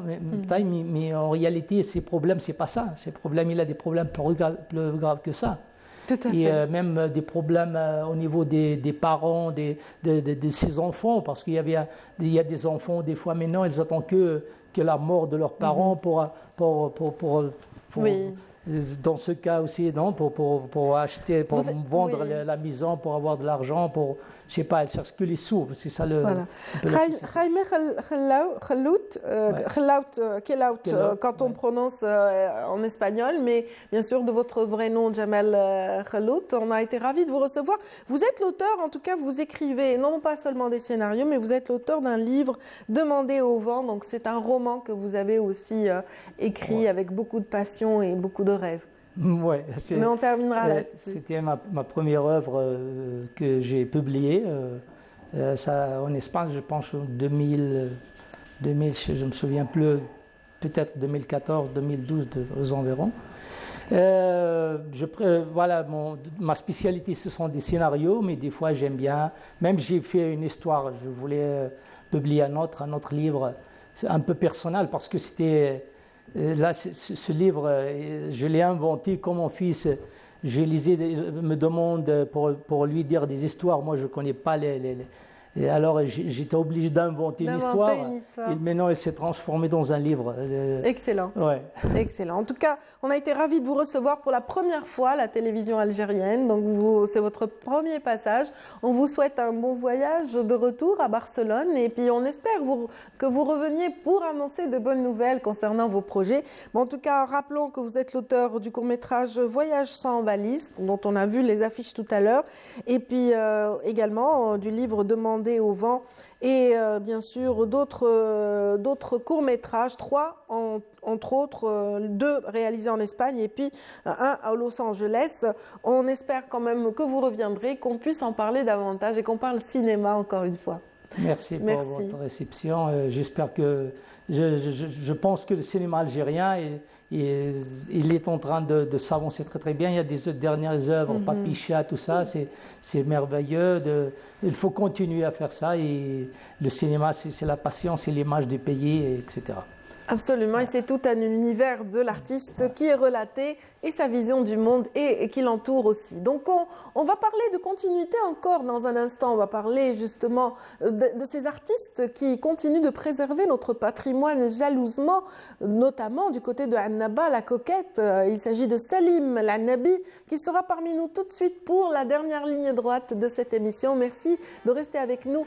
On l'accueille avec ses rythmes et puis un hommage aussi à une grande figure de l'art du Malou.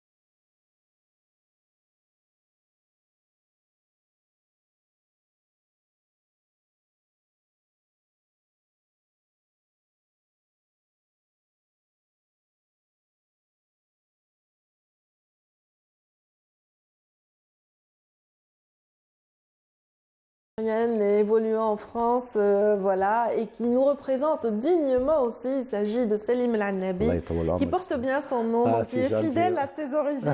C'est très important. Oui. On essaye toujours de montrer la bonne image de l'Algérien ou de l'Algérienne en France, et j'espère qu'on sera à la hauteur.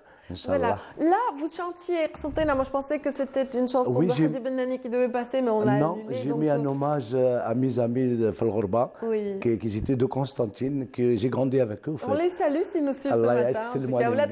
La famille Mjani, tous les Algériens qui sont en France. Salam alayhim ga. Parce que nos traditions et nos valeurs, c'est très important. On essaie de passer ça à nos enfants aussi. Et alhamdoulilah ya Rabbi, j'espère qu'on nous fait dans le nas. Et on est venu juste pour un travail, malheureusement. Pourquoi malheureusement? C'est heureusement, vous êtes en studio. Dommage, vous êtes en studio, oui, c'est vrai. Parce que tellement ça ne vous laisse pas beaucoup de choses qui sont magnifiques, surtout à Alger, c'est magique. Voilà, donc on a fait un produit, on est en train de le terminer pour bientôt, Inch'Allah. D'ici 2-3 jours, il sera pris, Inch'Allah. Très bien, donc sortie d'album pour vous, Salim Lannabi. C'est un spécial fête que vous offrez au public. Oui, je l'ai fait en 2019, malheureusement, c'était le problème de Covid et tout ça. Il y avait un petit stop, on va dire. Et là, alhamdoulilah, ça a commencé un petit peu. Avec un éditeur qui est quand même qui fait bouger les choses actuellement, Exactement. Donc qui invite beaucoup d'artistes à enregistrer. Exactement. Il est spécialisé dans l'Andalous. Je le remercie énormément. C'était M. Boujama. Avec son équipe, c'est des gens adorables. Et j'ai ramené tous les musiciens de Constantine et d'Alger pour ce CD. Comme ça, au moins, il y aura une belle fusion. Exactement. Et une fraternité musicale, c'est très important. Où ils ont donné vraiment quelque chose d'exceptionnel. Vous semblez heureux, votre sourire en dit long en tout cas. Oui. On a hâte de découvrir ce nouvel opus et puis ce qu'il contient. Donc c'est un peu votre univers. Votre univers s'articule autour du Malouf. Oui. Malouf, donc vous avez été bercé par ce genre musical. Voilà. J'ai grandi dedans. J'ai pas lâché, malgré que j'ai parti jeune en France, j'ai pas lâché le morceau comme on dit. Oui. Mais j'ai deux autres aussi qui passaient à côté. Je suis animateur de radio. Et je fais une émission Malouf. Oui. Et c'est la seule qu'elle est en Europe, au fait. Ça fait 27 ans quand même. Oui, c'est énorme. Ouais. Voilà, on vous souhaite en tout cas de continuer à faire ce que vous faites, c'est-à-dire la promotion de cet art dans un milieu où il n'est pas connu. Exactement, on essaie de le mettre en valeur et de le faire écouter à nos enfants, à nos voisins. C'est très important parce que vous savez, il y a un mélange de culture aussi. Et je travaille à l'hôpital aussi. Oui, c'est bien, c'est bien. Voilà. Vous arrondissez un petit peu les revenus, c'est tout à fait normal quand on est en exil. Et là, on va écouter votre voix. Et dans cet hommage, donc la chanson s'intitule Le Gharam. Non. De Louha al-Gharam. Oui, tout à fait. C'est en hommage à Hassan al-Nabi. Je l'ai fait sur le mode de Hassan, Allah yarhamou salih. C'était notre maître de. Oui, c'était le maître du Malouf, le doyen du Malouf pendant longtemps à Annaba. Exactement. Et on n'oublie pas aussi Hamdi Ben Allah yarhamou, que j'ai pris beaucoup de choses, même sa démarche, son façon de parler, c'est très important. Chacun, j'ai pris un petit peu de tout pour faire. Qu'est-ce que je pouvais faire? On va l'écouter. On va l'écouter. Rabbi yatawwal amrak.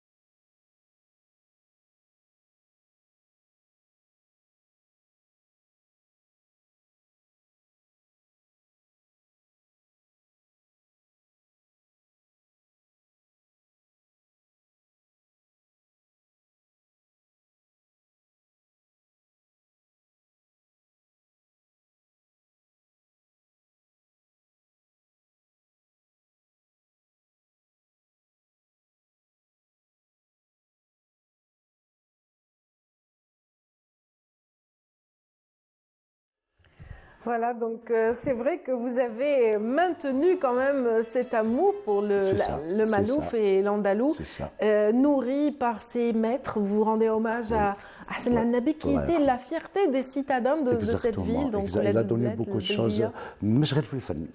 Faire joli, tout, faire la façon de traiter avec les gens, vraiment, c'est un monument pour Annaba à l'époque, Allah yarhamou salih. Et aussi Hamdi Ben pareil, aussi, il a donné autant. Donc j'essaie de. Oui, il nous a quittés, Allah yarhamou. C'est vrai que son aura résonne dans les studios de la télévision algérienne qu'il a reçu de maintes fois. Et c'est vrai que c'était l'ambassadeur de Annaba. Aujourd'hui, vous faites partie de ces ambassadeurs d'Annaba, Salim al-Annabi, donc vous évoluez en France, mais vous revenez de temps en temps au pays. Donc voilà, j'imagine que vous aussi, vous faites le bonheur des familles qui sont en exil et qui animent leurs fêtes. Exactement, on a beaucoup des gens de la communauté algérienne qui ont gardé toujours les traditions constantinoises ou andalous. Et quand on se fait leurs mariages, leurs fêtes, baptêmes et tout ça, ça nous arrive de faire des soirées aussi. Mais il n'y a pas qu'à Marseille, en fait, on tourne un petit peu de partout. Mais vraiment, ils étaient éblouis quand ils entendent la musique andalouse. Ça les fait rappeler un peu les grands-parents, la famille, l'origine et tout ça. Et nous, on le voit, tout ça dans les yeux des gens. Et on est fiers de leur donner qu'est-ce qu'il fallait écouter, au fait. Et voilà, j'espère. On a été heureux de vous recevoir, Salim Al-Annabi, aujourd'hui. Donc, on vous souhaite bon vent pour ce nouvel opus.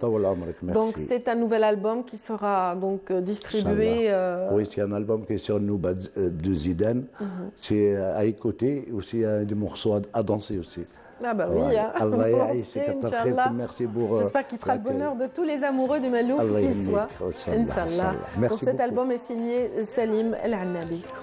On a été ravis de vous recevoir. Vous voulez dire un dernier mot?